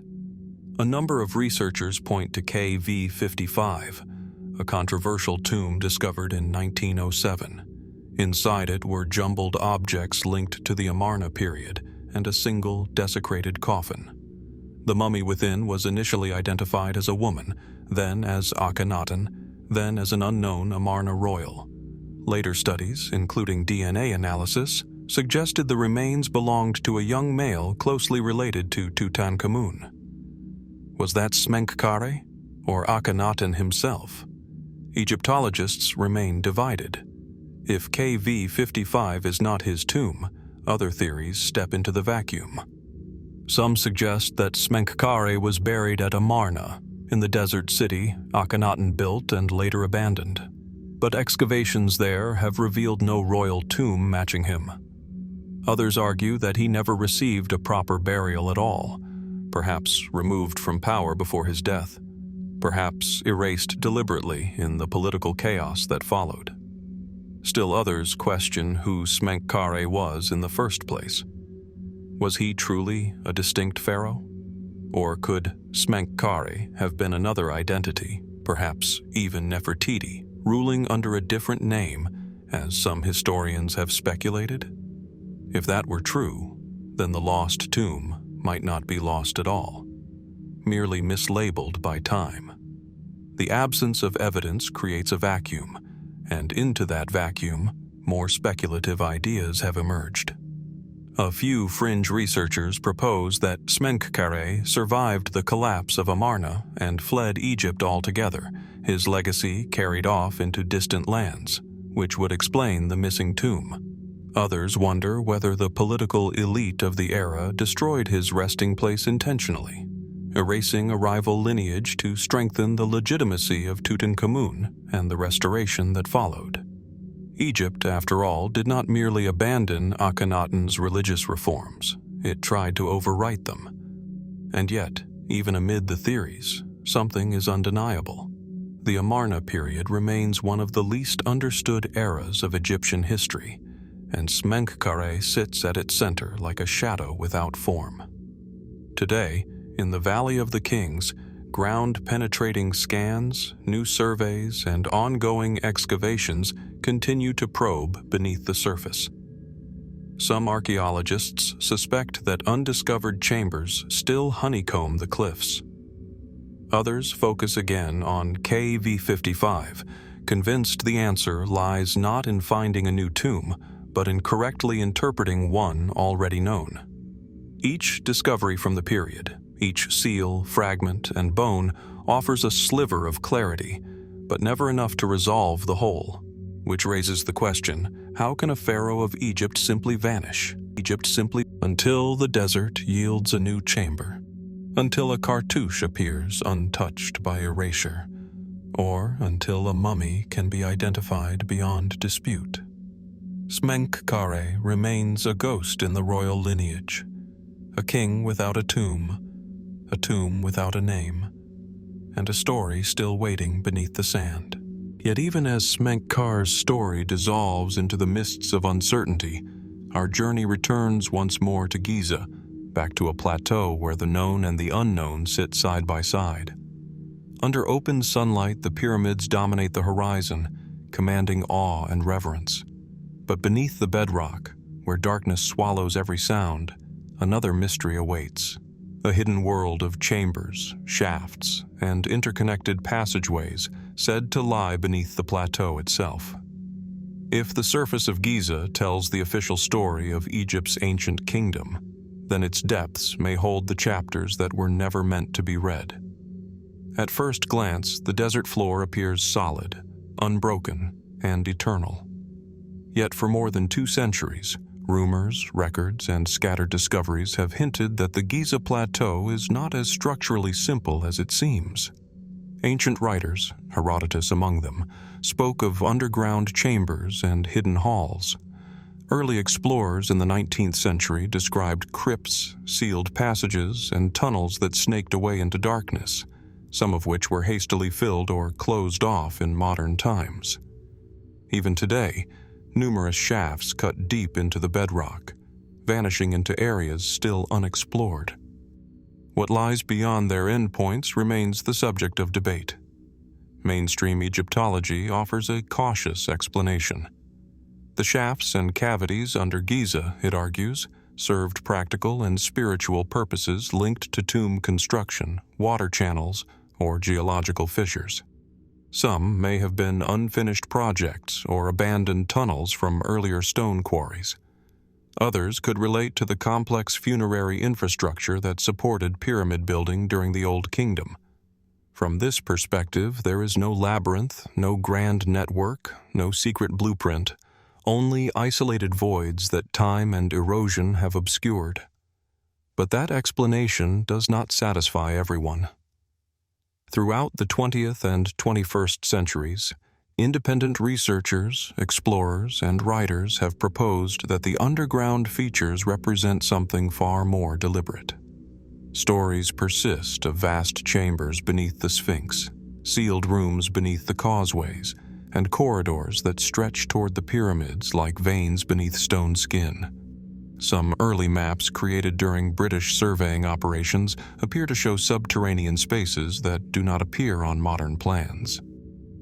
A handful of photographs from forgotten expeditions show explorers waist-deep in dark tunnels beneath Giza, their lamps reflecting on water pooled in the rock. Were these simple storage chambers, or parts of something larger? One of the most persistent claims involves a supposed Hall of Records, a legendary archive said to contain texts, knowledge, or relics from Egypt's earliest origins. While scholars dismiss the idea as myth, its endurance raises a question. Why does this belief persist at Giza and not elsewhere? Perhaps because tunnels, real tunnels, do exist beneath the plateau, and where there are tunnels, there is space for imagination. Modern technology has added intrigue rather than clarity.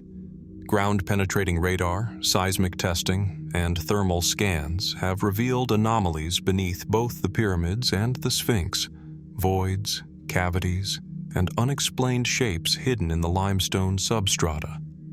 Some of these anomalies align with known structures, others do not. Archaeologists acknowledge them but insist that further excavation must proceed slowly, if at all, to avoid damaging the plateau. And so the questions remain, suspended in darkness. What were these subterranean features used for? Storage? Ritual? Construction? Initiation? Or something we have not yet considered? More speculative theories suggest that the tunnels formed an interconnected system, possibly predating the pyramids themselves. Some fringe researchers believe they were part of a lost complex built by an earlier culture. Others propose that the tunnels were used only by a select priesthood, routes of restricted movement, hidden from the public and perhaps connected to ceremonies kept secret from the population. A few go further still, imagining an archive of knowledge sealed away during times of upheaval, awaiting rediscovery. Though these claims stretch beyond verified evidence, the unanswered elements give them space to survive. For every tunnel officially documented, another is rumored. For every chamber opened, another is whispered about behind it. Today, many of the known entrances are sealed, flooded, or monitored. Egyptian authorities, citing safety, preservation, and scientific priority, allow only limited exploration. This has led some to suspect that discoveries have been made but not yet revealed. Is that suspicion justified, or simply born of impatience with archaeology's cautious pace? What is clear is this: Giza's mysteries are not only above ground. Beneath the plateau, unexplored passages still cut through the rock. Cavities still echo with unanswered questions. Scans show shapes no light has touched in thousands of years.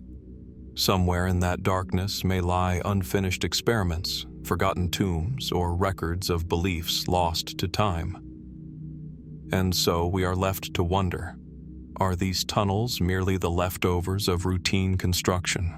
Or are they the concealed arteries of a hidden chapter in Egypt's story, still waiting in silence below our feet?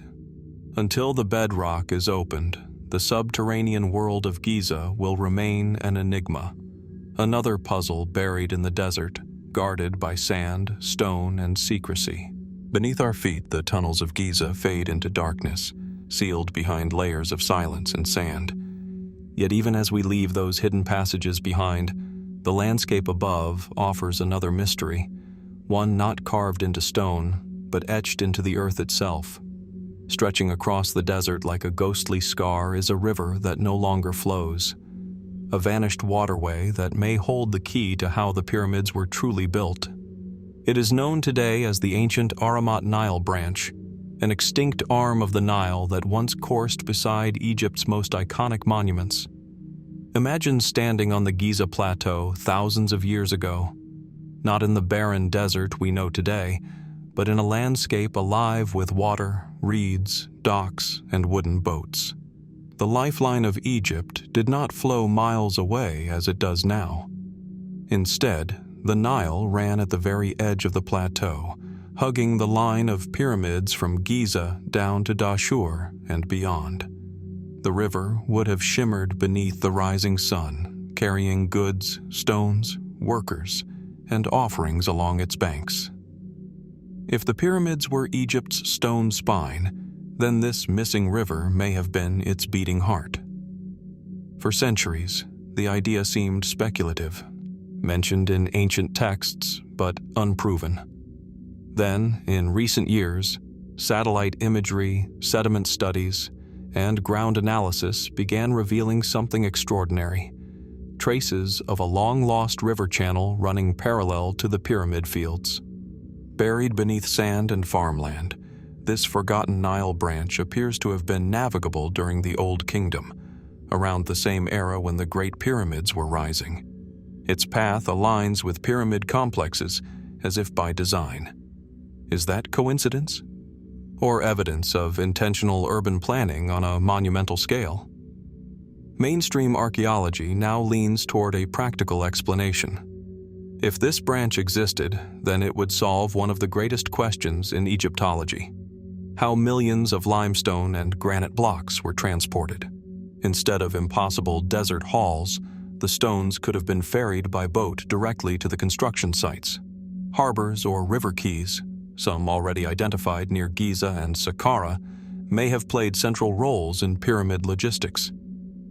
From this perspective, the Ahramat branch is not a mystery at all, but the missing infrastructure that makes Egypt's achievements understandable. Yet, the story does not end there. Some researchers argue that the river's path is too perfectly aligned with the pyramid fields to be explained by practicality alone. Pyramid after pyramid, stretching for miles, sits directly along its course, as though placed with a master blueprint. Was the river chosen because it already fit the royal vision? Or did the builders select each pyramid site to fit a larger, interconnected plan? More speculative theories suggest symbolism rather than function. To the ancient Egyptians, water was not just a resource, it was a cosmic element.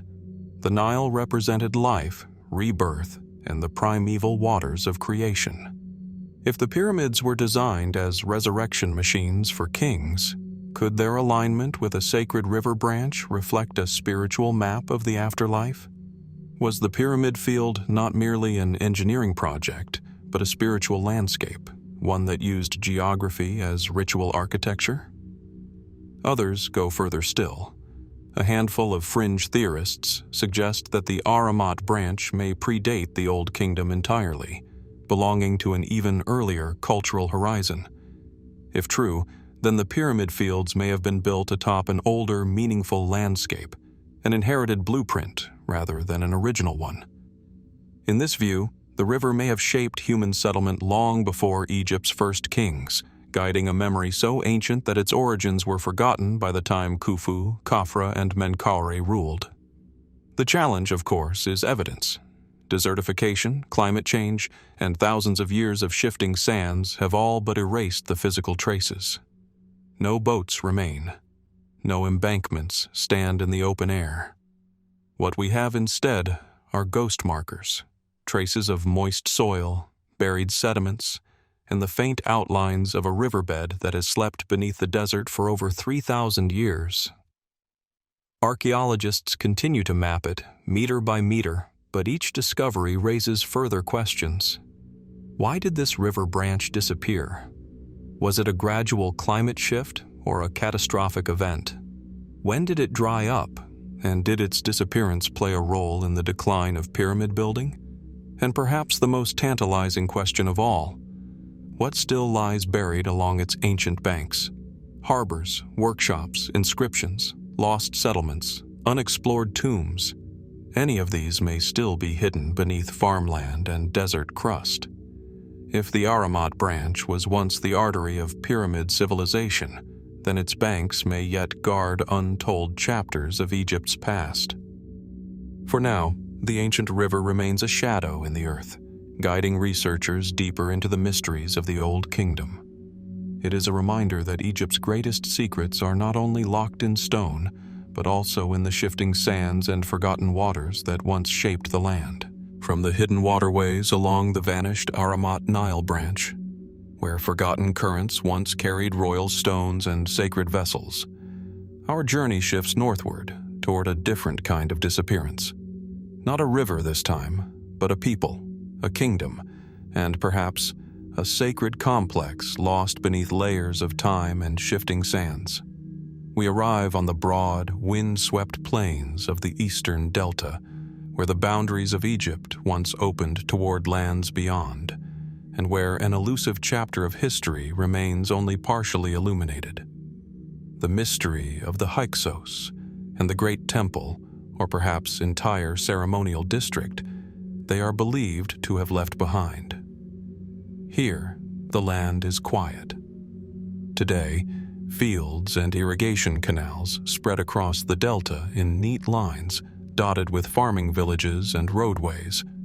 Yet beneath this unassuming landscape lie the shadows of ancient Avaris, the Hyksos capital, a sprawling Bronze Age power center that rose during the 17th century BC. Archaeologists have uncovered glimpses of the city: palatial compounds, storage facilities, workshops, and tombs bearing non-Egyptian features. But the heart of Hyksos ritual life, their principal temple or sacred complex, has never been found. It is as though the central symbol of their identity was lifted from the earth and erased from memory. The Hyksos remain one of the most debated groups in Egyptian history. Their name, a Greek rendering of Heka Kasut, is often translated as rulers of foreign lands. Their origins likely lay in regions northeast of the Delta, beyond the Sinai, connected to Levantine cultures of the ancient Near East. They introduced technologies that would change Egypt forever, including the horse-drawn chariot and advanced bronze weaponry. For a time, they ruled Lower Egypt and participated actively in Mediterranean trade networks. Yet their cultural core, especially their religious world, remains maddeningly incomplete. Who were they, truly? Invaders? Migrants who assimilated and rose to power? A blend of peoples who forged something new on Egyptian soil? And what gods did they honor at the unseen center of Avaris? Excavations reveal that the Hyksos worshipped Near Eastern deities, especially a powerful storm god similar to Baal. Such a presence implies a major temple. A grand sanctuary likely stood at the city's center, comparable in importance to Egyptian state temples dedicated to Amun or Ra. But where is it now? How does a monumental structure, one that must have dominated the skyline and ritual calendar of Avaris, simply vanish? Mainstream scholars offer several possibilities. One leading theory suggests that when the Theban rulers of Upper Egypt expelled the Hyksos and reunified the land, they dismantled the temple as part of a political and spiritual purge. The New Kingdom pharaohs who followed had a clear motive: to erase the scar of foreign rule and project the rebirth of a purely Egyptian order. Another theory points to later reuse. During the Ramesside era, when Pi-Ramesses was built atop and around the same region, earlier structures may have been completely quarried for stone.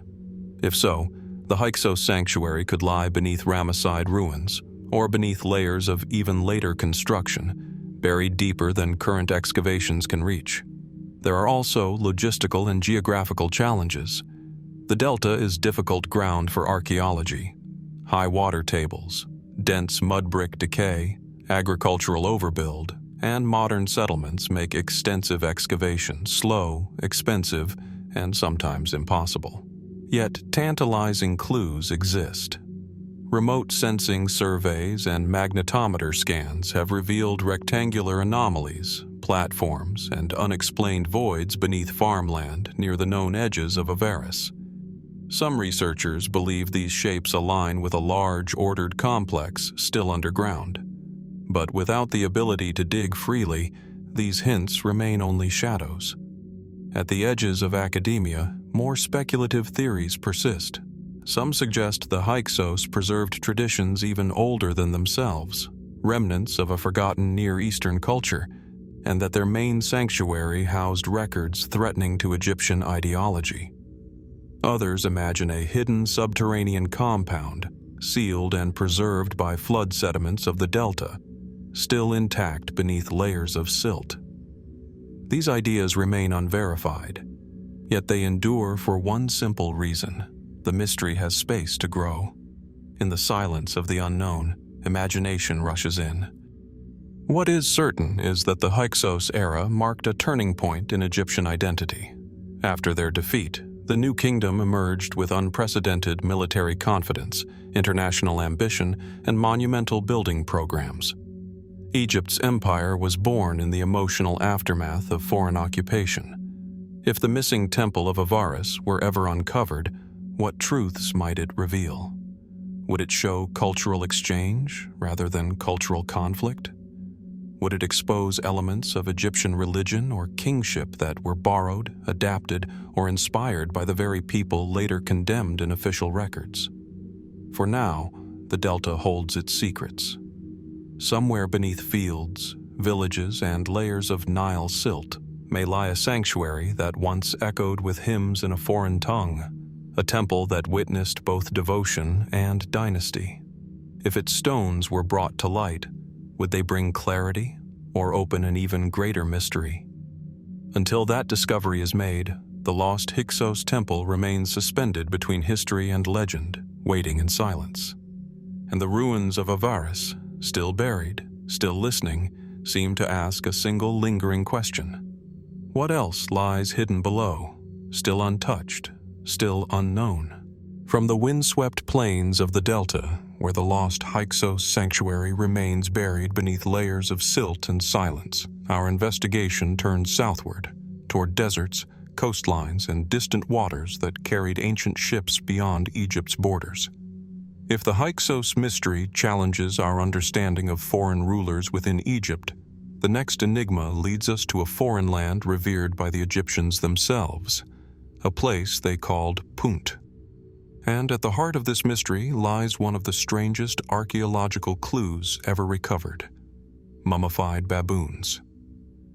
Inside dim museum halls and sealed storerooms across Egypt, these preserved animals rest in linen wrappings, their forms desiccated by time.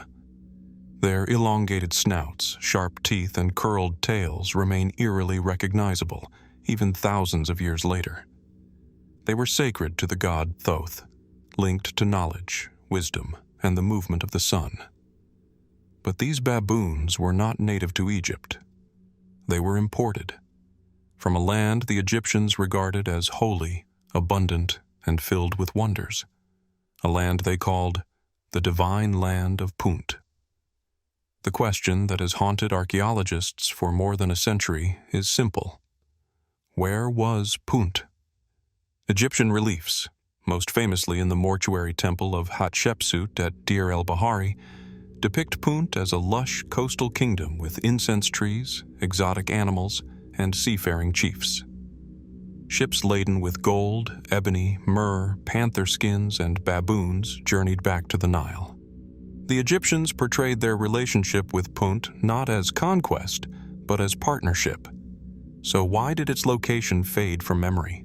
And why do baboon mummies, mute, preserved, and foreign, remain some of the most tangible evidence of this mysterious land? Mainstream scholars have long debated potential locations. Some point to coastal regions along the Red Sea, stretching toward modern Somalia or Eritrea. Others argue for areas farther inland, perhaps reaching deep into the Horn of Africa. Trade routes, ancient winds, and DNA studies of baboon remains all offer clues, yet none have ended the debate. Even more perplexing, some older theories once proposed Punt as the southern edge of ancient trade networks extending north through Palestine, tying the mystery to Bronze Age commercial spheres. But the trail grows cold, and the exact coordinates remain elusive. And then, there are stranger questions, ones few can answer with certainty. Did the Egyptians lose contact with Punt, or did Punt vanish? Reliefs show incense trees uprooted and transported to Egypt, suggesting an attempt to recreate the land's resources at home. Was Punt so distant, so dangerous to reach, that the route eventually became impractical? Or did environmental changes erase ports, shifting coastlines, and burying ancient harbors beneath sand and sea? The Red Sea region is geologically active, shaped by rifts, earthquakes, and fluctuating waters. Could Punt lie underwater, waiting to be found? The baboon mummies add yet another layer of intrigue. Recent scientific examinations reveal isotopic signatures in their bones that point toward regions far south of Egypt, regions that align with some, but not all, proposed locations. Still, the evidence is incomplete. Without written records from Punt itself, the story remains one-sided, told only through the eyes of Egyptian scribes, artisans, and priests. Beyond scholarly debate, fringe interpretations have ventured further. Some claim Punt was not merely a trading partner, but a cradle of ancient wisdom, a motherland referenced in Egyptian myth. Others have suggested links to vanished civilizations or speculated about forgotten maritime alliances spanning the ancient world. While unverifiable, these ideas persist because the mystery is so profound and the silence of the past invites imagination. Yet, one fact remains indisputable. The baboons were real. They were brought across the sea, adored, ritualized, and preserved. Their very bodies testify that Egypt once reached across vast distances to a land it revered. And so, the baboon mummies have become more than curiosities. They are archaeological compass needles, all pointing outward toward an origin still hidden. Today, researchers continue to search the coasts, deserts, and highlands of the Red Sea world, piecing together fragments, ship timbers, ancient anchors, genetic markers, winds, and currents. They hope that someday, a harbor city, an inscription, or a buried temple will reveal the truth. Until then, the mummified baboons of Egypt remain emissaries of a forgotten geography, silent ambassadors from a land lost to time. And we are left to wonder, where is Punt? Was it a single kingdom, a network of ports, or something far more complex than the Egyptians ever recorded? And if its true location is ever uncovered, what might it reveal? Not only about trade and ritual, but about the scale, ambition, and reach of the ancient world. From the mummified baboons that silently testify to Egypt's vanished connections with distant Punt, we turn back toward the Nile Valley itself, where another mystery waits not in foreign lands, but buried directly beneath Egypt's own sacred cities. If the baboons remind us of what was brought into Egypt, the next enigma confronts us with something Egypt itself deliberately hid. Caches of colossal statues, sealed away in secret pits, as though a vanished priesthood or royal court wished to conceal their stone giants from the eyes of the future. Across sites such as Luxor, Karnak, Tanis, and the Fayum, archaeologists have unearthed astonishing deposits of statues, some shattered, some perfectly intact, some ritually killed, and others placed with unmistakable care. The most famous of these discoveries, the so-called Karnak cachette, revealed more than 700 statues buried beneath a courtyard floor. Kings, queens, priests, deities, scribes, animals, and guardians emerged from the sand, their features preserved, their eyes closed as though asleep. Many were enormous, carved from granite, schist, or diorite, stones that were meant to endure for millennia. And yet, someone chose to bury them. Why? The official explanations are neat and pragmatic. Some scholars claim these caches were simply ancient temple cleanups, storage solutions for damaged, outdated, or politically inconvenient ritual statues. Others point to regime changes. When a new dynasty rose to power, older statues might be hidden away to avoid the expense of destroying them, or to avoid angering powerful priesthoods. In still other cases, periods of religious upheaval, such as the backlash against Akhenaten's revolution, may have required the quiet removal of certain images, efficient, orderly, logical, and yet, when one stands before a 10-foot-tall granite king that was carefully lowered into a hidden shaft and covered for centuries, the simplicity of those explanations begins to feel inadequate. For one thing, the effort required to bury such statues was immense. These were not small household icons. Some weighed many tons. Moving a single piece demanded planning, ramps, ropes, labor forces, and priestly supervision. Why go to such trouble merely to hide something from view? If a ruler wished to erase a predecessor completely, smashing the statue, as happened in so many other eras, would have been faster, cheaper, and symbolically final. Why bury these images whole, or nearly whole? Why create tombs for stone? Then there is the repetition of the phenomenon. These caches appear in multiple cities, in different centuries, under different kings and dynasties. The pattern suggests something more than convenience, a tradition, perhaps even a rite. Could these pits have been more than refuse deposits or storerooms? Were they burials, offerings, protective vaults?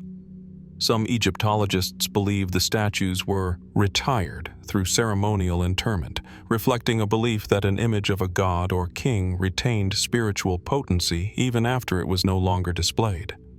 Burying such an object would therefore be an act of reverence, a ritual closure, not unlike placing a body in a tomb. Others propose that caches were emergency measures created during times of invasion, drought, or political collapse. Priests may have hidden their sacred icons for safekeeping, intending to retrieve them later, only for the knowledge to vanish when temples were burned, dynasties fell, or records were lost. Beyond these academic theories, more speculative ideas persist at the fringes. Because many of the buried statues depict rulers with idealized or otherworldly proportions, some fringe writers have wondered whether the images were imitations of something or someone real. Were these figures symbolic representations of divine kingship or echoes of a memory older than Egypt itself? Did later priests bury these giants to protect a dangerous lineage or to conceal a tradition that no longer fit the official narrative of the state? There is no evidence to support such claims, but there is also no final evidence to close the door on them entirely. What complicates matters further is the silence of the historical record. No surviving Egyptian text explains why such caches were made, how often, or under what circumstances. There is no known ritual manual, no decree, no temple inscription describing a burial of statues. The Egyptians documented almost everything: rituals, repairs, inventories, offerings, even laundry. And yet on this one practice, they left nothing. That silence is unusual. And in archaeology, silence is precisely where mystery thrives.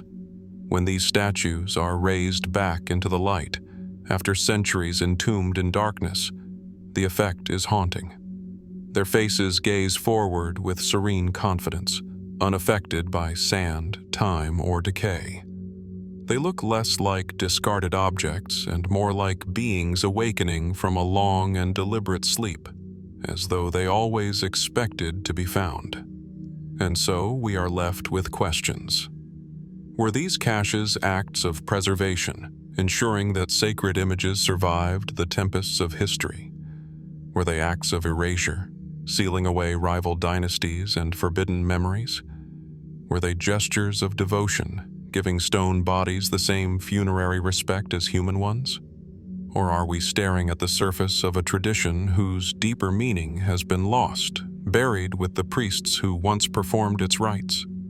Perhaps more pits still lie hidden beneath temple courts, village streets, and desert plains. Perhaps entire assemblies of forgotten kings, gods, or ancestral figures remain sealed in darkness at this very moment. The buried giants of Egypt challenge us to wonder, what else did they hide, and why? From the buried giants that once stood proudly before temples and palaces, we turn now to a very different kind of enigma, one that lies not with kings and gods, but with the ordinary souls whose hands shaped Egypt's most enduring monuments. If colossal statues represent Egypt's public face, its glory and propaganda, then the mystery of the pyramid builders' tombs reveals something quieter, and perhaps more human. At the edge of the Giza Plateau, just beyond the shadow cast by the Great Pyramid, low mounds of earth and carefully arranged stone chambers form a modest settlement of the dead. These are not the ornate tombs of pharaohs or viziers. Instead, they belong to the laborers, craftsmen, and specialists who toiled on the Great Pyramids of the 4th Dynasty. Their resting places, discovered in the late 20th century, challenge a long-held narrative that the pyramids were built solely by slaves. In truth, these individuals were buried with care, ritual, and surprising honor. But here, too, the mystery begins. The tombs contain bodies laid on their sides, accompanied by bread jars, beer vessels, and amulets. objects meant to sustain and protect the deceased in the afterlife. Some graves show signs of medical treatment, even healed fractures, suggesting a level of care within the workers' community that goes beyond mere labor. Others reveal injuries likely caused by heavy lifting, granite hauling, and ramp construction. Their stories are written in bone, in sinew, in scar. And yet, something does not quite add up. These were common workers. Why then do some of their graves reflect rituals similar, though simpler, to those of the elite? Why provide offerings and symbolic goods for individuals who, according to the usual hierarchy of Egyptian society, would have held low status in life? Did these men and women possess a spiritual role we do not yet fully understand? Did the builders of pyramids hold a unique place in the cosmic order, connected in some sacred way to the afterlife journey of the king? Mainstream scholars argue that the builders were members of a respected labor corps, perhaps working in rotating shifts. Their burials, in this interpretation, reflect gratitude and duty, and yet certain details offer fertile ground for speculation. A small number of the tombs contain unusual objects, symbols, and markings not typically associated with common burials of the Old Kingdom. Some feature red pigments, rarely seen in simple graves. Others hold small, carved tokens whose meaning remains unclear. Were these good luck charms, guild emblems, markers of secret ritual? Then there are the graves where bodies were found tightly bound, hands drawn inward, faces down, anomalous positions that do not match the standard burials of the period. Were these simply practical measures, or do they hint at something else? A rite, a punishment, a vow, or a forgotten funerary tradition linked specifically to pyramid labor? More puzzling still is the question of proximity. Why bury these workers so close to the pyramids themselves? Tombs for common people were usually dispersed or located in separate necropolises. The decision to enter laborers at Giza, mere steps from the royal tombs of Khufu and Khafra, feels intentional, an act heavy with symbolic meaning. Did the Egyptians believe the builders shared in the king's afterlife destiny? Did they think that by constructing the pyramid, the pharaoh's eternal vessel, the workers themselves became part of a cosmic machine, worthy of a death and afterlife tied to the monument?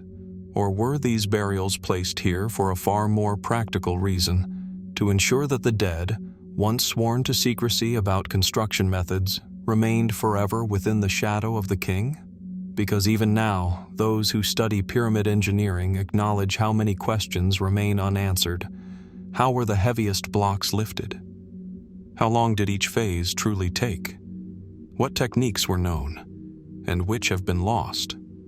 If the workers held knowledge considered sacred or restricted, might that explain the ritualized care of their tombs and their deliberate placement? We cannot know for certain. Or today, wind blows over their burial ground, and the desert sun bleaches the stones that once marked their graves.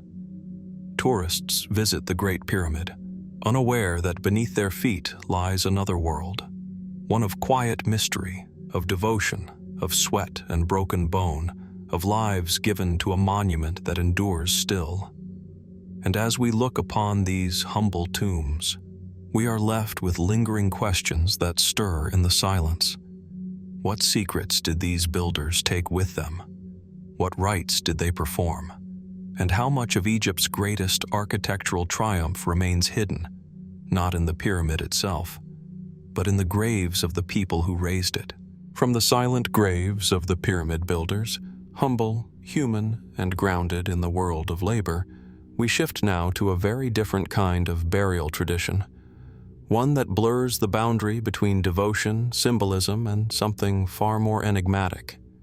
For this next mystery, we leave the shadow of the pyramids and journey east into the windswept desert plain of Middle Egypt, where a short-lived capital once challenged the very foundations of Egyptian belief. Here, at Amarna, the sands conceal a strange and haunting legacy, the ritual animal mummies of the heretic king's city. In the soft morning light, the Amarna plain appears almost empty, an open expanse of pale limestone dust framed by cliffs that glow gold at sunrise. Few traces of the once bustling capital remain on the surface. And yet, beneath this stillness lie fragments of a past unlike any other.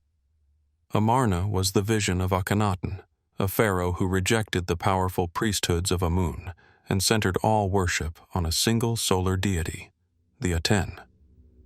But among the ruins of this radical experiment, archaeologists have uncovered something unexpected: animal remains, wrapped, preserved, and interred with ritual care. Cats, dogs, birds, even monkeys.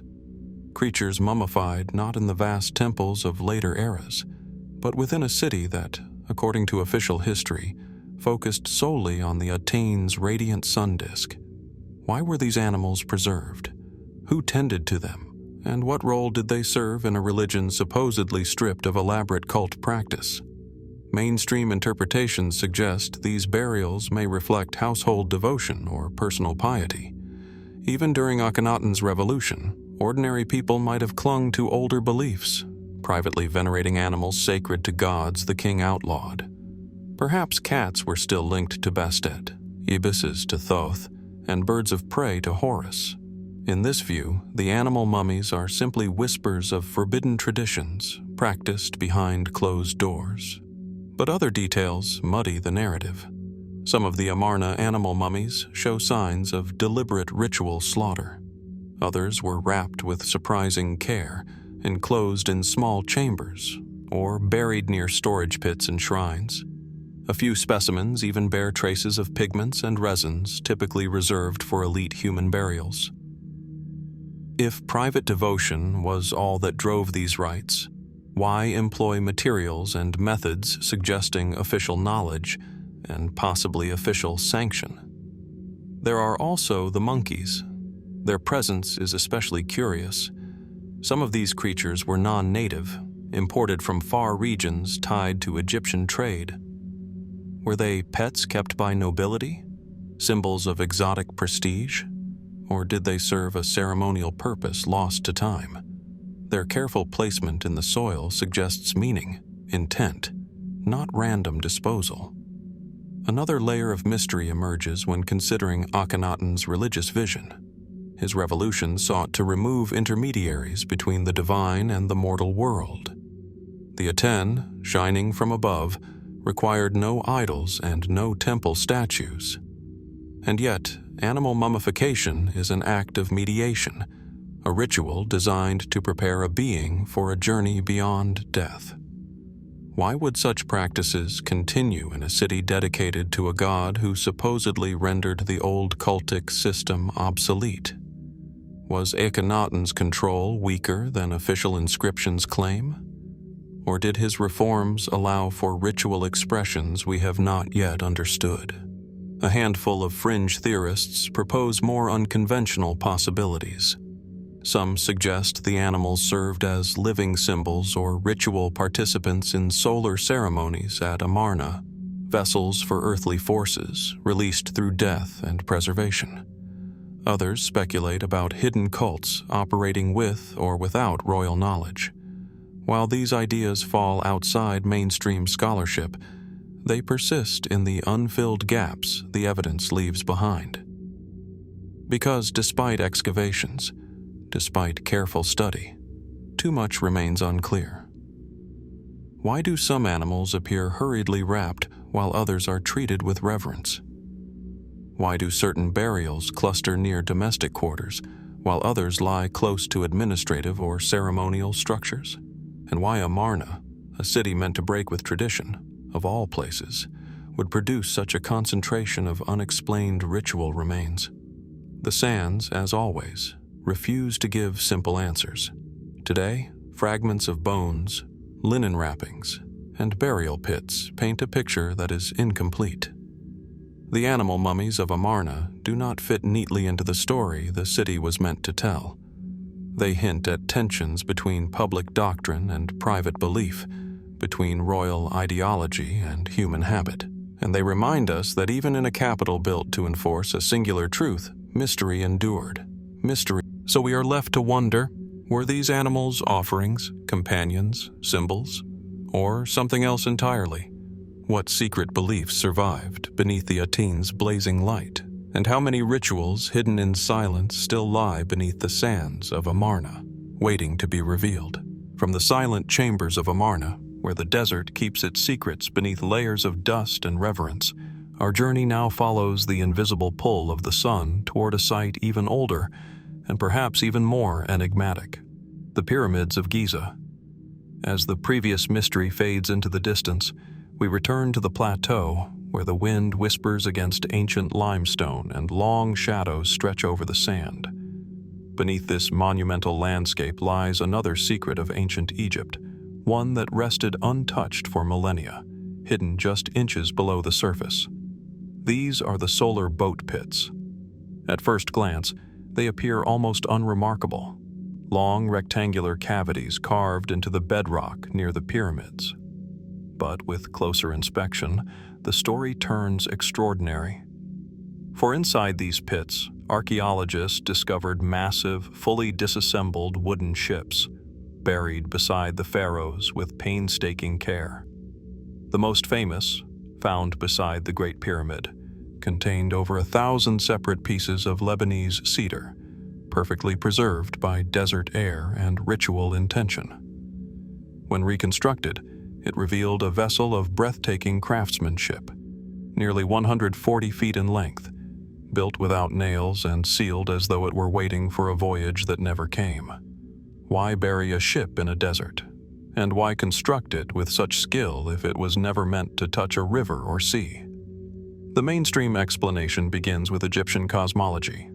In life, the pharaoh ruled the land under the sun's daily watch. In death, he was believed to sail with Ra across the sky, joining the solar deity on a divine journey through light and darkness. The boat, then, was more than a vessel. It was a cosmic passport, a means of traversing not the Nile, but the heavens themselves. The solar boat pits were tombs for celestial crafts. This seems logical, poetic, and deeply connected to Egyptian spirituality. Yet, the deeper we look, the more questions emerge. If the purpose was purely symbolic, why the extreme attention to engineering detail? Why use the finest imported wood? Why make it seaworthy? The reconstructed ship could have sailed and sailed well. So was it only symbolic? Or was there something more? Some scholars suggest these boats may have served dual roles, functional in life, ceremonial in death. Perhaps they carried the pharaoh on sacred pilgrimages before being interred for eternity. Others argue that the boats could have been part of secret rites known only to the priesthood, reenacting mythical journeys that have not survived in written form. But there are still stranger, more speculative theories, ideas that lie at the edge of academic comfort. Could the solar boats have been tied to forgotten maritime traditions? Ancient Egypt is not usually framed as a seafaring civilization, yet evidence of shipbuilding goes back thousands of years.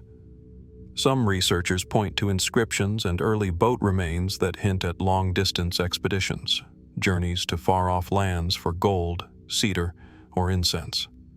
Did Egypt once retain a maritime knowledge that later faded from its own history? Were the solar boats ritual echoes of real voyages now lost to time? A few fringe theorists suggest something even grander, that the boats were linked to celestial alignments or star mapping rituals. Like the pyramids themselves, perfectly oriented to the cardinal directions, the placement of the pits may have held astronomical meaning, part of a symbolic technology meant to synchronize earth and sky. While such ideas remain speculative, they persist because so much about the pits is still unknown. Why multiple boats? Why in specific locations? Why sealed so carefully, as though protecting both what they contained and what they represented? Even the method of burial raises questions. The ships were disassembled with intention, each plank, rope, and beam arranged in order, as if to ensure they could be reassembled in another world. Were the builders imagining a physical afterlife, where labor would recreate the vessel? Or did they believe the very concept of the boat, preserved in perfect potential, was enough? As archaeologists uncover more boat pits around Giza and other pyramid sites, one realization becomes clear. This was not an isolated ritual. It was a pattern, a belief so central, so essential, that it justified extraordinary devotion of resources and craftsmanship. Yet we still do not fully understand the deeper layers of its meaning. Today, as visitors walk across the plateau, most never realize what lies beneath their feet. Vessels built for a journey beyond imagination, entombed in silence, waiting. And so we are left with a lingering question. Were these boats merely symbols of faith, or the last remnants of a forgotten chapter in Egypt's understanding of life, death, and the cosmos? What other secrets still rest here, hidden below the sand, just waiting to surface? From the buried celestial vessels of the pharaohs, boats crafted for an eternal voyage, we rise once more to the desert wind and scorching sunlight of the Giza Plateau. The horizon wavers, the sand shimmers, and the pyramids stand where they always have, immovable, monumental, and yet full of unanswered questions. But now, as our eyes move upward, past the great tiers of stone, past the eroded edges and the scars of time, a new mystery emerges at the very peak. Or rather, the mystery is what isn't there. The missing capstones. Today, each of the great pyramids ends abruptly, as if unfinished. The apex is blunt, flat instead of pointed, rough instead of polished. But this was not the original design. In antiquity, a gleaming capstone, known as a pyramidion, once sat atop each pyramid, completing the shape and embodying its symbolic purpose. These capstones, according to ancient texts and surviving fragments, were often carved from granite or limestone, and in some eras covered in electrum, a brilliant gold and silver alloy that would have caught the light of the sun and blazed across the desert. Imagine the spectacle. At dawn, the first ray of sunlight hitting the shining tip of Khufu's pyramid, reflecting a beam of gold across the sands. At dusk, the last light of the day igniting the capstone in a final burst of radiance. To the ancient Egyptians, this was no simple decoration. The capstone represented the benben, the sacred primeval mound tied to creation itself, where the first light of the world had touched the earth. In their symbolism, the pyramid was a staircase to the heavens, and the capstone was the point where earth and sky, mortal and divine, met. Yet not a single original capstone from the major pyramids of the Old Kingdom has ever been found in its rightful place. What happened to them? The mainstream explanations begin with practicality and time. Some scholars suggest that the capstones were stripped away in late antiquity or the medieval period, when builders often scavenged casing stones and other materials for new construction projects. Others point to earthquakes, erosion, and vandalism. After all, for thousands of years, the pyramids stood exposed to both nature and human ambition. Perhaps the capstones were simply lost, broken, or carried away. But if something so symbolic, so carefully crafted, once crowned these monuments, why has not one of them been recovered intact? Why were they removed so thoroughly that not even fragments that can be conclusively tied to Giza's apexes remain in situ? A few scattered pyramidions have been found elsewhere in Egypt, some intact, others damaged, but none belong to Khufu, Khafra, or Smenkhkare. Their absence invites questions that mainstream history cannot fully resolve. Some researchers believe the capstones may have been purposefully removed during religious or political upheavals, when beliefs shifted, especially during tumultuous periods in Egyptian history.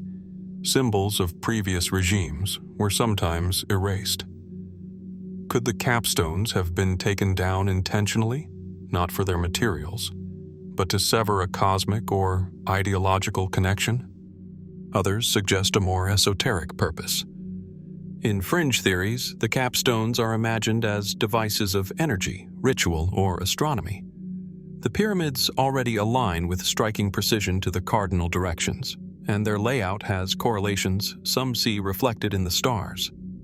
Was the capstone part of a larger system, a marker, a conduit, or a keystone in an ancient symbolic technology now lost to time? These ideas remain speculative, but they persist because the pyramids themselves continue to defy simple explanations. Some thinkers have gone further still, questioning whether the capstones were removed in antiquity because the knowledge tied to them was considered dangerous or sacred. Were they hidden, buried, locked away in a chamber not yet opened? Or worse, were they destroyed in an act of deliberate forgetting? Even the physical shape of the capstone raises mysteries. While most pyramidions discovered elsewhere are relatively small, no more than a few feet high, the capstone of the Great Pyramid, proportionally, would have been massive. Transporting it to the summit would have required extraordinary planning and manpower. Removing it would have been equally difficult. So, when, and under whose authority, could such a task have been carried out? And why leave the pyramids incomplete, their most sacred point erased? Standing beneath the desert sun today, the missing peaks change how we see these structures. They are astonishing, yes. Mathematical, monumental, eternal. But they are also wounded. Something once crowned them. Something meaningful. Something we no longer possess. And so, we are left with a question that quietly unsettles the mind. Are the missing capstones simply casualties of history? Or the concealed remnants of a forgotten purpose? One still waiting, somewhere, to be rediscovered? What else have we yet to find? From the silent peaks where capstones once caught the sun, our journey descends again, down from blinding daylight into shadow, secrecy, and stone. We leave the open desert behind and follow the Nile's ancient path southward, toward a valley carved by wind, time, and hidden intentions. Here, in a barren landscape of jagged cliffs and sun-bleached limestone, lies the most secretive necropolis of ancient Egypt, the Valley of the Kings. The valley is quiet, eerily so. No city ever stood here, no farms, no riverbanks full of life, just rock, emptiness, and the whispers of 100 generations. The ancients chose this place with purpose. Where the desert mountain forms a natural pyramid shape in the distance, they carved into the earth to prepare for eternity.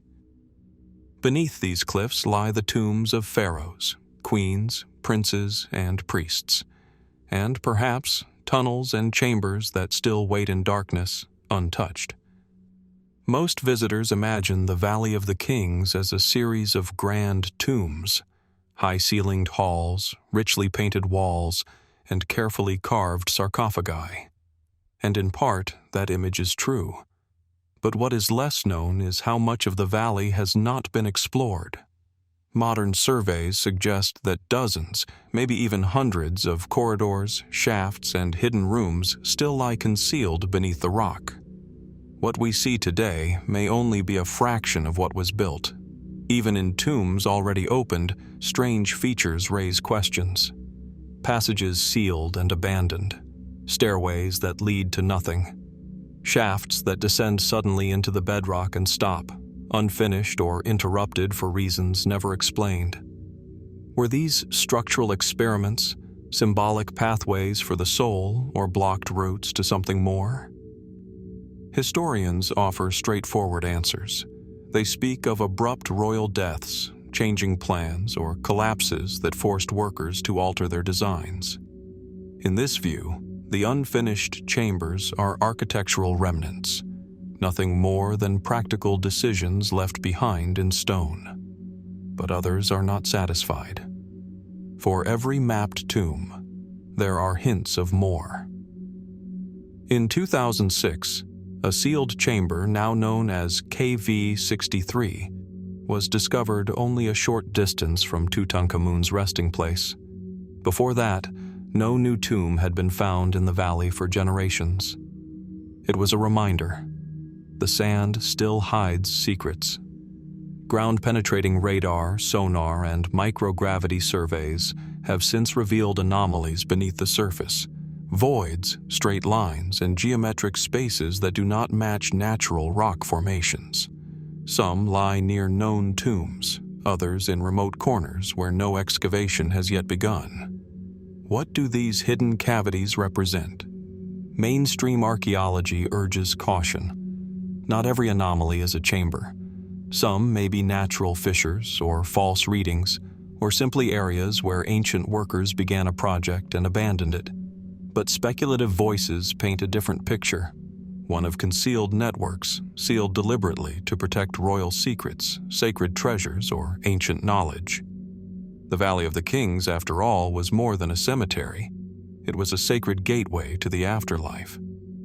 The walls of its tombs describe a perilous journey through the underworld, filled with guardians, trials, and transformative rebirth. Could the physical tunnels mirror that spiritual journey? Were some corridors carved not for the dead, but for the living?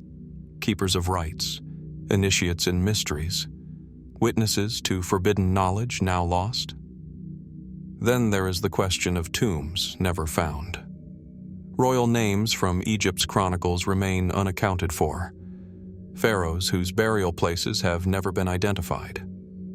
If these kings were laid to rest according to tradition, their tombs must exist somewhere. Perhaps they are hidden behind blocked walls, beyond collapsed ceilings, or at the end of unexplored shafts that were overlooked century after century. And what of the legends whispered through time? Stories of secret chambers holding caches of papyri, royal archives, or objects of power? Most scholars dismiss such ideas as romantic speculation.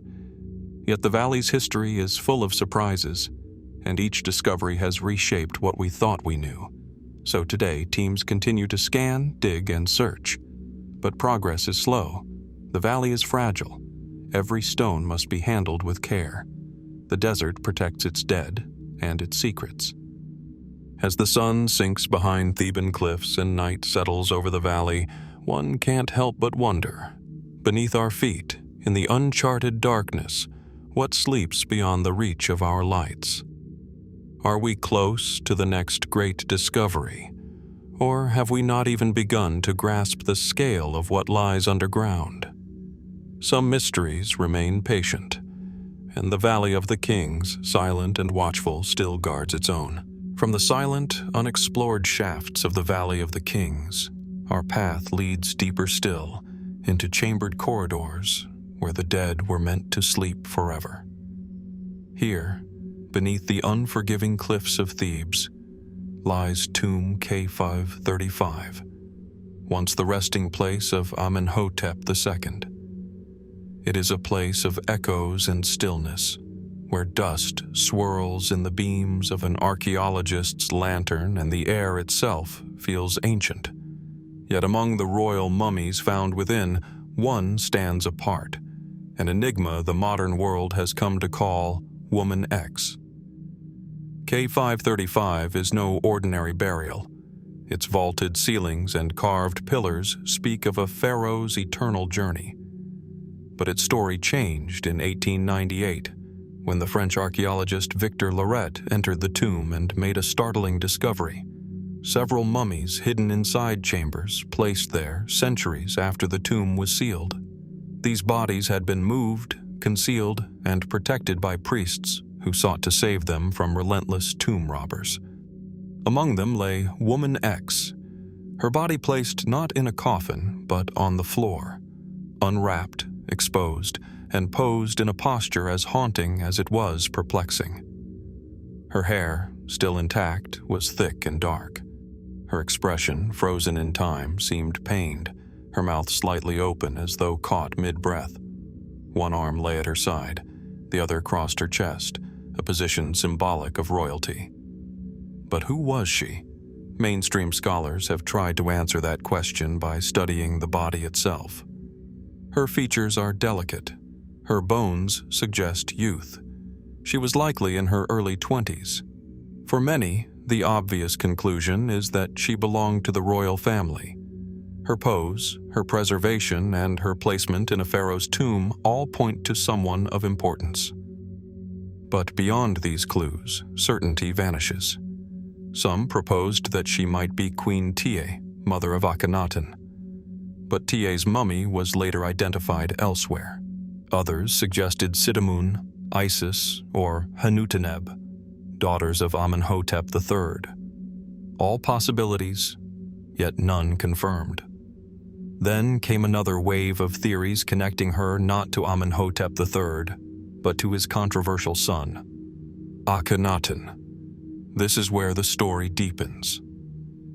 The Amarna period, brief, revolutionary, and shadowed by loss, left behind some of the greatest mysteries in Egyptian history. Akhenaten, his Queen Nefertiti, and their children occupied a world of sudden religious upheaval, political turmoil, and vanishing records. Many key figures of that royal family disappeared from history without explanation. If Woman X belonged to that bloodline, could she have been a missing daughter, a lesser-known queen, or someone even more central to the story? Scientific attempts have brought the mystery closer, yet not close enough. DNA tests performed on the KV-35 mummies revealed relationships linking several individuals to the Amarna line. Woman X herself tested as a close relative of figures known from that family, but DNA alone could not name her. It drew the outline of a connection, but it did not fill in the face. And so, the debate continues. The mainstream explanation remains cautious.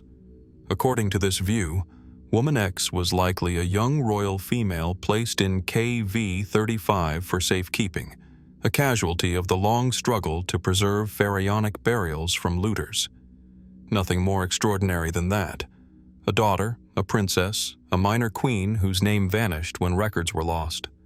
But others propose more speculative interpretations. The way her body was found, unwrapped, exposed, and positioned, has fueled theories that her death was sudden, perhaps violent. Was she murdered? Executed? Silenced? Some point to the open mouth and twisted torso as signs of suffering or even a struggle. Others suggest ritual significance, as though her death held symbolic meaning in a larger political or religious conflict. Then there are those who look to the broader Amarna mystery. They ask, if so many secrets were erased from that era, is it possible that Woman X represents a chapter deliberately removed from history? Could she have stood at the center of events someone wanted forgotten? The valley is silent on the matter. Today, Woman X rests in the Cairo Museum, lying in stillness beneath carefully controlled lights. Visitors pass by her glass case, unaware of how many unanswered questions lie behind that quiet display. She is there, fully visible. Yet her identity remains hidden, just as it has for more than 3,000 years. Who was she? A princess? A queen? A victim? A witness to forbidden history? Until evidence emerges from some undiscovered chamber or unexcavated corridor, the truth stays locked in silence. For now, Woman X remains what she has always been, an unnamed voice from the past, waiting for someone to listen closely enough to hear her story.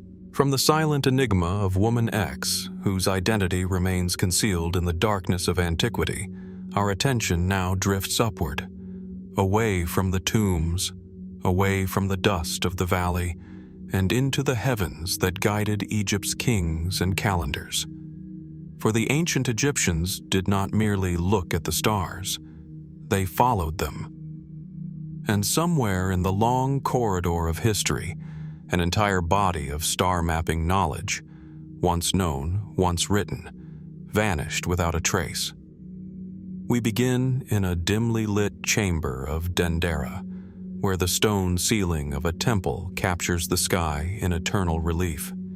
The famous Dendera zodiac, carved in patient detail, shows constellations, deacons, circles, and celestial symbols. Even frozen in stone, it feels alive, an ancient snapshot of the heavens as the Egyptians once understood them. Here, the sky is not distant. It is structured, measured, and deeply intentional. It is a clock, a compass, and a spiritual map. And yet, this single artifact raises a much larger question. Where are the records behind it?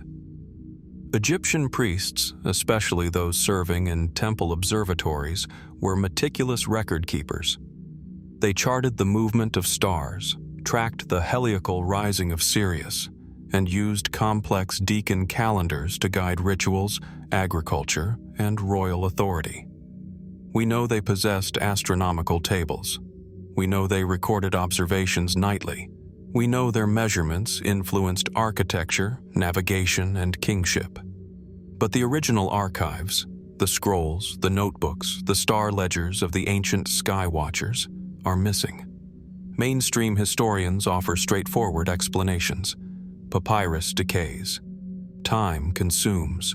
Libraries burn. Conquests wipe clean the intellectual memory of civilizations. In this view, the lost star records of Egypt are simply casualties of the centuries, their disappearance unfortunate but unsurprising.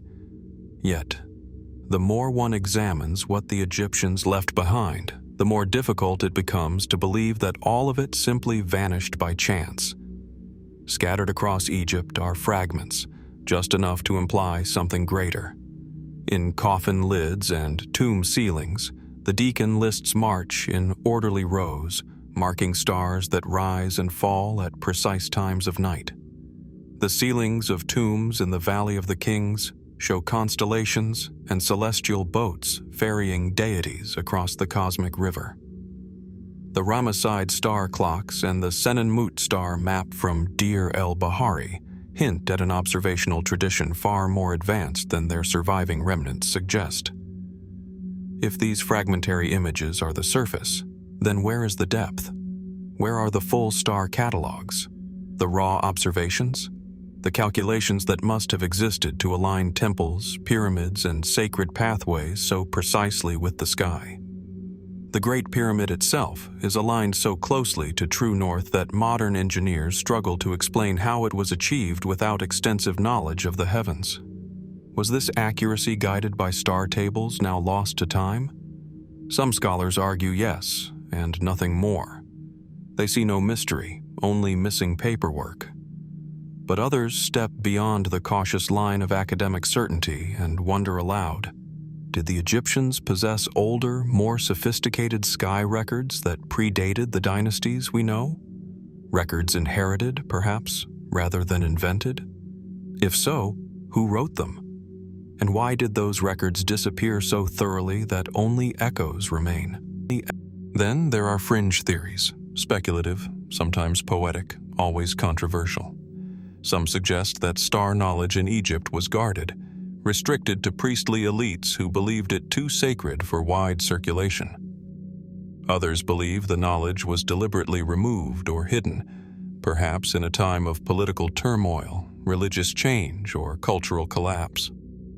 More imaginative theories go further still, proposing lost civilizations, forgotten ages, or encounters with unknown teachers. These ideas lie outside mainstream history, yet they persist for one simple reason.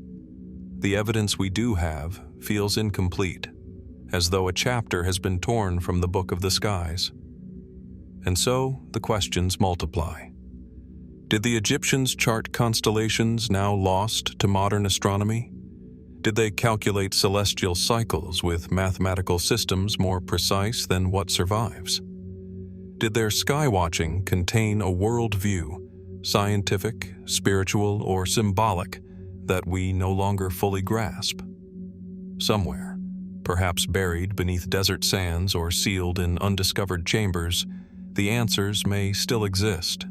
A lost archive, a forgotten library, a sealed room in a ruined temple where papyrus scrolls once rested in careful order, filled with star names, rising times, and cosmic diagrams now absent from human memory. For now, only the stone skies remain, silent, incomplete, and suggestive. As the night stretches over Egypt and the same stars wheel above the desert just as they did 4,000 years ago, one cannot help but wonder, did the ancients know something we have forgotten? And if their missing star maps were ever found, how much of our understanding of Egypt, of history, of the heavens themselves would change? The sky holds its secrets, and somewhere in Egypt's buried past, so did they. Under the lingering weight of the desert sun, the sands of Dahshur stretch outward in muted gold, broken only by the sharp geometry of ancient pyramids and the quiet ruins that surround them. Wind drifts across the plateau, brushing against weathered stone and half-buried foundations, remnants of a settlement long overshadowed by the red and bent pyramids of Smenkhkare. Here, not far from these towering royal monuments, lies a lesser-known archaeological puzzle, the Dahshur workers' village, a site whose true purpose remains uncertain despite decades of excavation. Though modest compared to the grand necropolises of Giza or Saqqara, its enigma may be no less significant. At first glance, what survives of the village appears straightforward. Rectangular building outlines, traces of streets, storage areas, and communal spaces. It seems to fit the familiar story: laborers, architects, and craftsmen living in an organized settlement built to support pyramid construction. Yet, as archaeologists peeled back layer after layer, the evidence began to complicate that narrative. What if, hidden among these broken walls, lies a chapter of the Old Kingdom that historians have only half understood? The proximity to Smenkhkare's pyramids is unquestionable. The bent pyramid, with its dramatic change in slope, and the smoother, more refined red pyramid, stand as monumental symbols of a transition in royal engineering. It would be natural to assume that any settlement nearby existed simply to house the workers who built them. Men who quarried limestone, hauled blocks, and shaped corridors for a king's eternal tomb. But Dahshur's village contains features that challenge this simple interpretation. Excavations have revealed planned architecture, rows of nearly identical structures suggesting social order and careful design. Storage rooms, granaries, and communal areas hint at long-term occupation, not temporary lodgings. Some rooms were outfitted for activities seemingly unrelated to construction logistics, possible administrative spaces, unusual workshops, and what may have been ritual or gathering areas.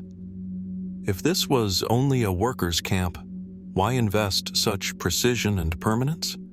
What daily life unfolded here beyond stone lifting and labor? Adding to the mystery is the village's timing.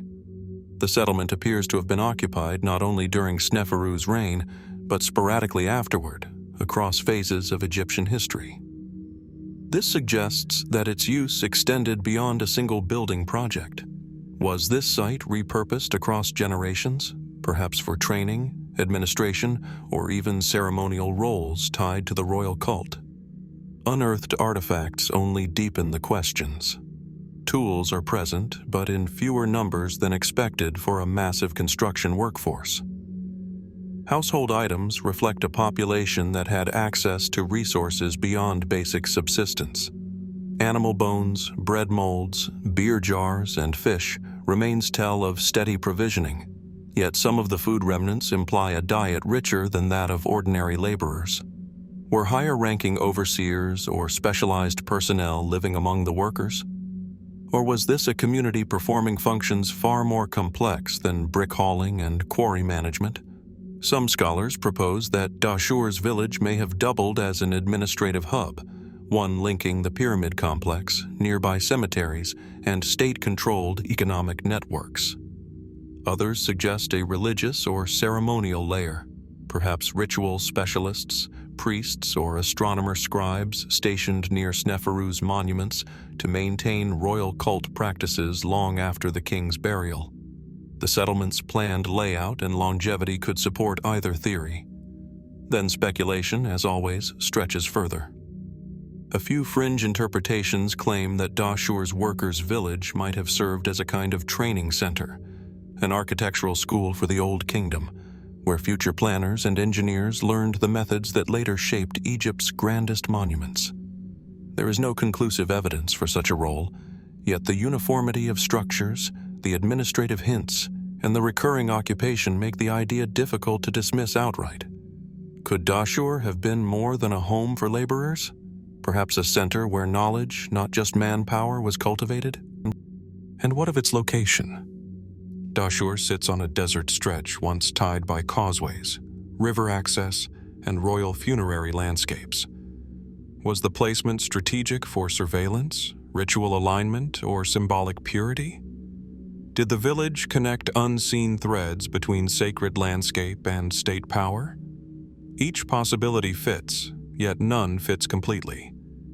Today, the wind moves through the ruins as if guarding what time refuses to reveal. Much of the site remains unexcavated. What lies still beneath the sand? Sealed rooms, lost tablets, workshops frozen in time. Could written records, if ever found, rewrite the understanding of Egypt's pyramid-building era and the people who made it possible? The silence of Dahshur offers no easy answers. As night falls over the desert and the pyramids fade into silhouette, the village below remains a riddle carved not in stone, but in absence. Was it a home for workers, a center of administration, a dormant ritual complex, or something that modern categories have not yet imagined? Until more of Dahshur is uncovered, the mystery endures, waiting perhaps for the right pair of hands to brush away the sand and bring the truth back into the light. Beneath the soft glow of dawn, the walls of Luxor, Karnak, and Abydos emerge from darkness, as if the temples themselves are waking from a long and ancient sleep. Their carvings, sharp as ever, still whisper stories of kings, gods, and cosmic order. Yet, as sunlight stretches across their surfaces, a striking absence becomes clear. The scenes are etched with precision, but the once vivid colors that gave them life have largely faded, flaked away, or vanished into time. What remains is only a suggestion of the brilliance that once enveloped these temples in deep reds, royal blues, radiant yellows, and luminous greens. It is a silence of color, a mystery hidden in plain sight. Ancient Egyptian temples were not designed as bare stone monuments. Every column, relief, and hieroglyph was originally painted with meticulous care. Traces of those pigments still cling to sheltered corners. Tiny fragments of cobalt blue in a carved feather, a ghostly stroke of green on a lotus stem, the last breath of red on a pharaoh's crown. When these temples were new, they must have been breathtaking. Lit by oil lamps and desert sun, they would have formed a visual language that radiated power, mythology, and divine presence. So, what happened? Why did so much of this color disappear? The simplest explanation points to time itself. Wind, heat, humidity, and sand are relentless sculptors. Over thousands of years, natural erosion can strip even the strongest pigments from stone. But this explanation does not resolve everything. In some darker chambers, shielded from sunlight and weather, the colors should have survived more completely. Yet in many places they are missing or oddly inconsistent, as if something else played a role. There is evidence that some pigments suffered chemical breakdown. The brilliant Egyptian blue, one of the earliest synthetic pigments in human history, was surprisingly stable, but greens made from copper compounds could corrode, blacks could fade, and yellows could deteriorate. Still, the pattern of loss raises questions. Why do some temples retain vibrant paint while others of similar age do not? Why do certain scenes lose color in precise regions, leaving the rest untouched? Human intervention offers another layer of explanation. Throughout Egypt's long history, temples were repurposed, defaced, or altered by later occupants. Invaders, rival dynasties, religious transitions, and periods of cultural shift all left their marks. In some eras, deliberate removal of imagery and perhaps paint was a symbolic act, erasing old meanings to impose new ones. Later, looters and early explorers, unaware of the fragility of these pigments, damaged what they touched. Even well-meaning scholars of the 19th and early 20th centuries destroyed color while attempting to clean reliefs.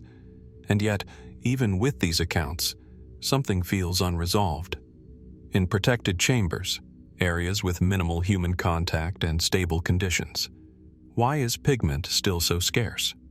Some researchers suggest that ancient restoration efforts, or ritual repainting, may have involved cleaning that unintentionally removed earlier layers. Others wonder whether certain dyes or binders were intentionally designed to fade as part of symbolic cycles. Could color, in a civilization so attuned to rebirth and impermanence, have been meant to transform with time?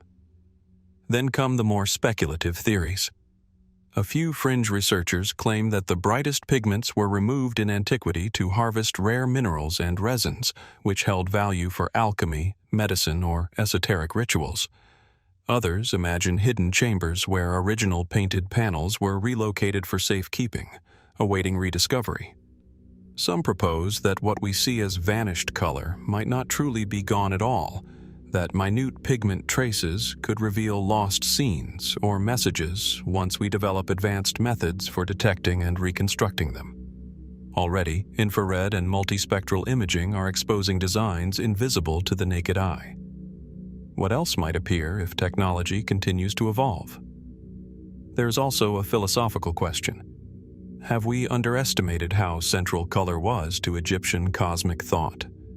Their pigments were not merely decorative.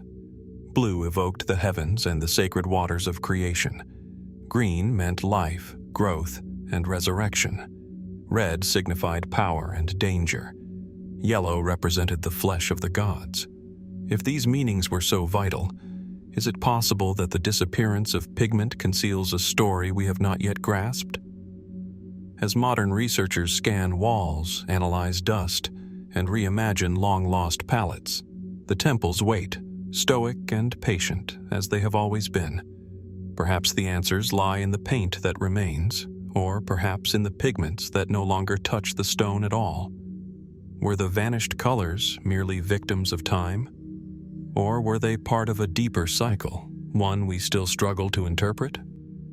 For now, the walls stand in half silence. The form endures, but the color is memory. And somewhere within that silence, a question lingers. How much of Egypt's story is still hidden beneath the invisible hues of a world we have yet to restore or understand? In the hushed chambers of the Cairo Museum, rows of ancient papyri rest beneath glass. Delicate, brown, and brittle, yet still alive with ink that has endured for more than 3,000 years. Hieroglyphs march across the surface in orderly columns, woven together with images of gods, gates, stars, serpents, and sacred journeys. These are fragments of what we call the Book of the Dead, the great funerary text meant to guide the soul through the treacherous paths of the afterlife. But as scholars peer deeper into these papyri, temple walls, and coffin inscriptions, a curious pattern emerges. Something is missing. Entire spells, numbered in modern catalogs but absent in physical form, hint at knowledge once recorded, recited, and revered, yet no longer present. What happened to these lost chapters of the Egyptian afterlife? The story begins in tombs across Thebes, Saqqara, and beyond, where priests transcribed spells to protect the deceased on their journey toward eternal life.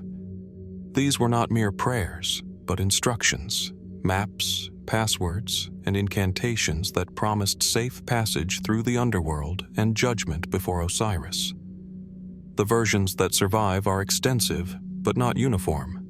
No two books of the dead are exactly alike.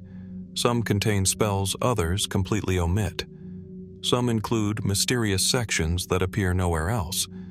And among them are gaps, spells referenced but missing or hinted at in titles without any surviving text. The mainstream explanation points to the realities of history. Egypt's funerary literature evolved from earlier works, such as the pyramid texts and coffin texts, changing over centuries. Scribes may have dropped certain passages or added new ones as religious priorities shifted. Political transitions, regional preferences, and temple rivalries could have shaped which spells were copied and which were abandoned. In such a long span of time, loss is inevitable. Fires, floods, tomb robbers, and crumbling archives might easily erase whole chapters from human memory. But this view, though reasonable, does not settle every question. Why do some missing spells appear to have been deliberately suppressed? Why do a few papyri contain abrupt blank spaces, as though something was meant to be written but never was? Why do certain tombs show visual scenes that once corresponded to spells for which no text now survives? Some scholars propose that secret knowledge, especially spells dealing with divine names, cosmic gates, or resurrection mysteries, may have been restricted to select priestly circles. Perhaps only fragments were allowed to reach the public funerary papyri, while the most potent instructions were preserved orally or hidden within temple archives. If so, those guarded teachings may have vanished with the priests who held them, leaving behind only echoes in the surviving texts. More fringe theories push further. Some suggest that the missing spells were removed intentionally in antiquity because they contained dangerous knowledge, rituals that could be misused if they fell into the wrong hands. Others imagine that the missing passages were linked to star lore, lost cosmology, or forgotten deities whose worship was erased to consolidate power. There are even whispers that some spells might still exist, sealed in unopened tombs, buried beneath temple floors, or lying unseen in museum storerooms, misidentified or untranslated. Modern science has added its own intrigue. Infrared imaging, multispectral scans, and digital enhancement have revealed hidden layers of writing on some damaged papyri, suggesting that what we see today is not always the full story. Could these tools one day uncover traces of missing spells, faint beneath the surface like ghosts of ink? Or might unopened caches, such as lost libraries hinted at in temple inscriptions, still lie concealed beneath Egypt's sands? The mystery deepens when we consider the Egyptians' view of the written word. To them, a spell was not symbolic. It was power. Ink could animate. Words could act. Silence, too, could hold meaning. Could absence itself have been deliberate? A spell withheld, known only to the gods and the initiated, might reinforce sacred hierarchy or cosmic balance. In a civilization where order and chaos were locked in eternal struggle, perhaps not all knowledge was meant for every soul. And so we are left with an enigma. The Book of the Dead, for all its grandeur, reads today like a manuscript with missing chapters, coherent in parts, uncertain in others, and surrounded by shadows of what might once have been. We know it guided countless Egyptians through their final journey. We know it shaped their hopes for eternity, but we do not know what lost instructions, warnings, or revelations once lay between its lines. Somewhere, perhaps, the missing spells still wait, on a forgotten papyrus in a sealed chamber, or beneath faded writing waiting to be revealed by future technology. Or perhaps they are gone forever, leaving us with a tantalizing question. What secrets of the afterlife did the ancient Egyptians know that we no longer do? Under the dimming light of dusk, when the last rays of the sun stretch across temple courtyards and shadows cling to ancient columns. One feature stands quietly at the center of many sacred precincts: the ritual basin.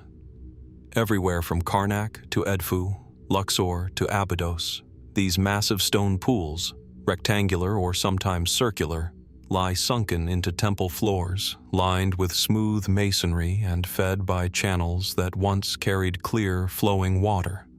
Today, they stand dry and silent. But long ago, these basins were alive, glimmering under torchlight, stirring with sacred activity, and witnessing ceremonies that few outside the priesthood ever observed. At first glance, a ritual basin seems simple enough, a pool used for purification. In the Egyptian worldview, purity was essential for approaching the gods. Water, especially water connected to the Nile or to the primordial idea of creation, symbolized rebirth, renewal, and cosmic order. Mainstream Egyptology teaches that priests washed in these basins before performing temple rites, cleansing themselves of earthly impurities. Some basins may also have supplied water for offerings, libations, and festival processions. This explanation is logical, consistent, and well supported. And yet, some basins break the pattern. A few are far larger than any practical ritual washing would require. Others bear unusual inscriptions or are aligned with surprising precision to cardinal directions, solstice points, or nearby shrines.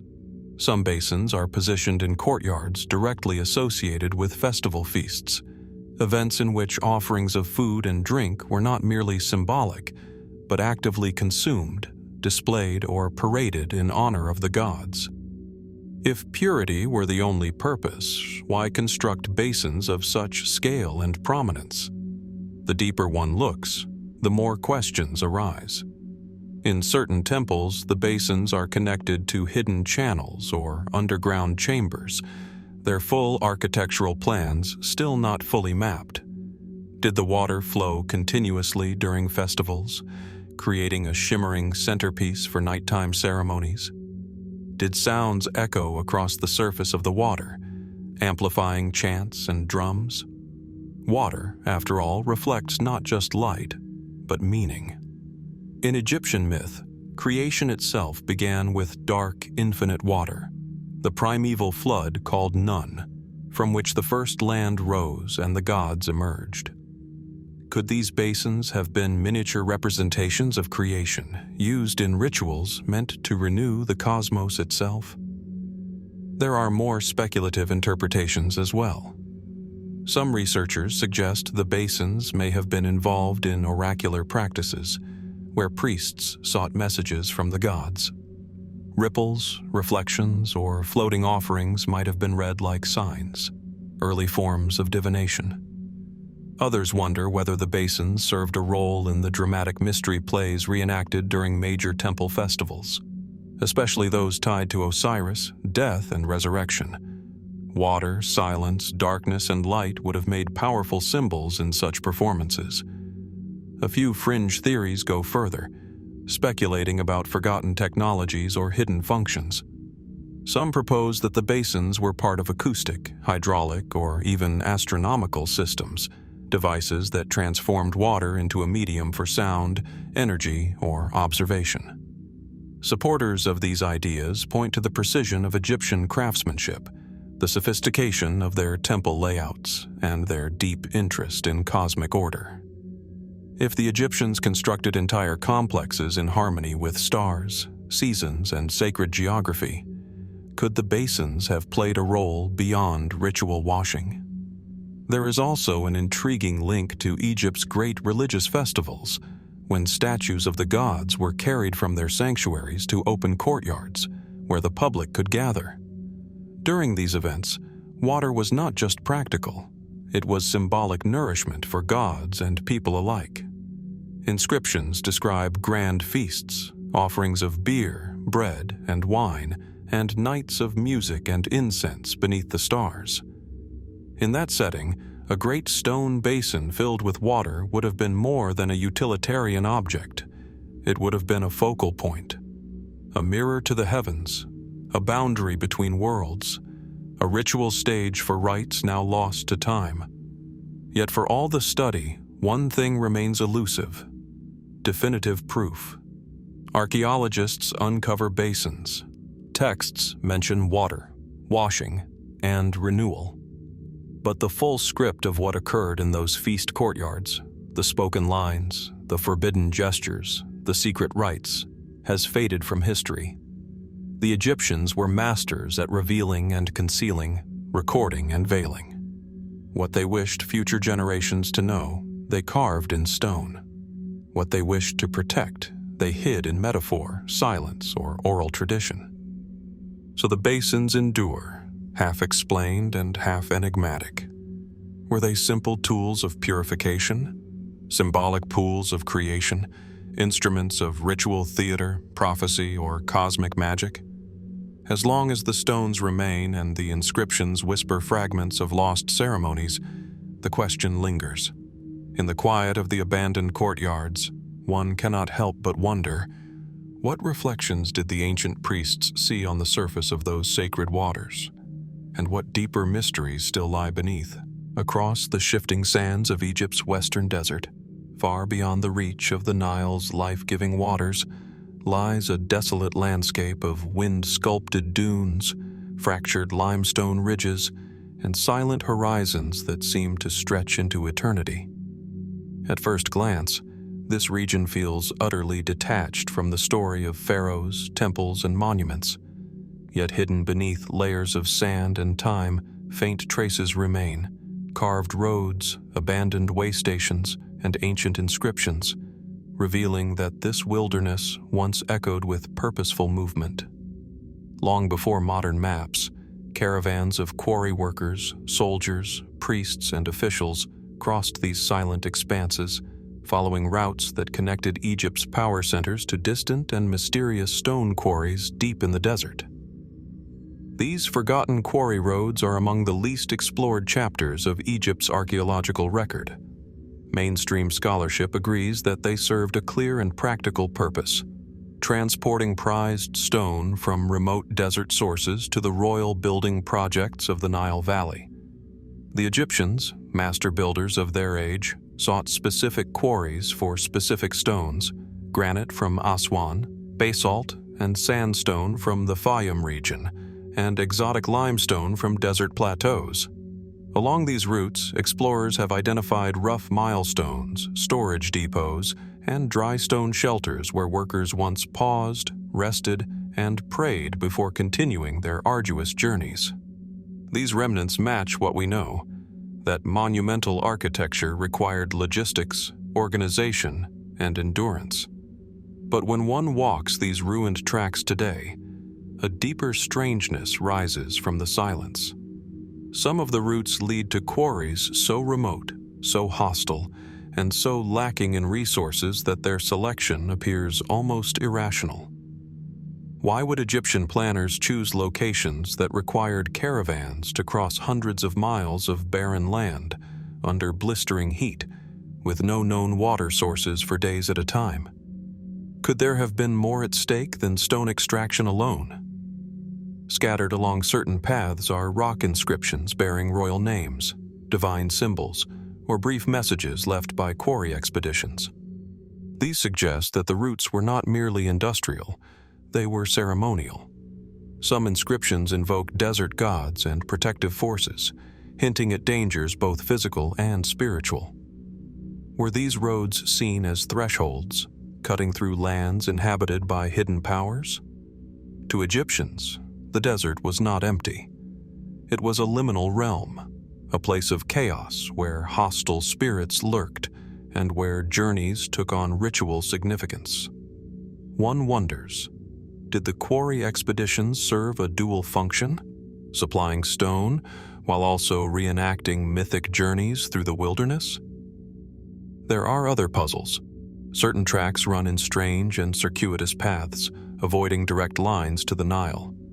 Were they following geological features, sacred geography, or something else entirely? A few fringe researchers suggest that the routes mirror star alignments or track pathways meant to echo celestial movements. Others propose that the quarries themselves may have been chosen for religious reasons, that the stone was valued not only for its utility, but for its symbolic association with the desert, the gods, or the afterlife. Some of the most enigmatic finds along these routes are the so-called lost camps, small clusters of stone huts or walls, sometimes positioned miles from any known quarry. Their purpose remains uncertain. Were they temporary shelters, outposts for desert guards, or way stations for rituals we no longer understand? The absence of detailed written records has left archaeologists with fragments, clues without context, questions without answers. Another layer of mystery concerns the sudden abandonment of several quarry networks. Evidence suggests that some routes were heavily used during certain reigns, only to be deserted abruptly and never reopened. Did the Egyptians exhaust the stone? Did political or religious priorities shift? Or did something happen in the desert, an event, a belief, or a discovery that led authorities to seal these roads forever? Legends recorded much later speak of cursed places in the far western desert, locations that expeditions did not return from. Such stories cannot be taken literally, but they leave a lingering unease and a reminder that deserts conceal their secrets well. Today, many of these roads remain only partially mapped, some glimpsed through satellite imagery, others still buried beneath dunes. Archaeologists believe more way stations, depots, and inscriptions lie undiscovered. But the desert is vast, and its sands are patient. So we are left to wonder, were these routes just pragmatic arteries of empire, or did they serve a grander and more esoteric function now lost to time? What ceremonies, fears, and ambitions once traveled with the men who walked them?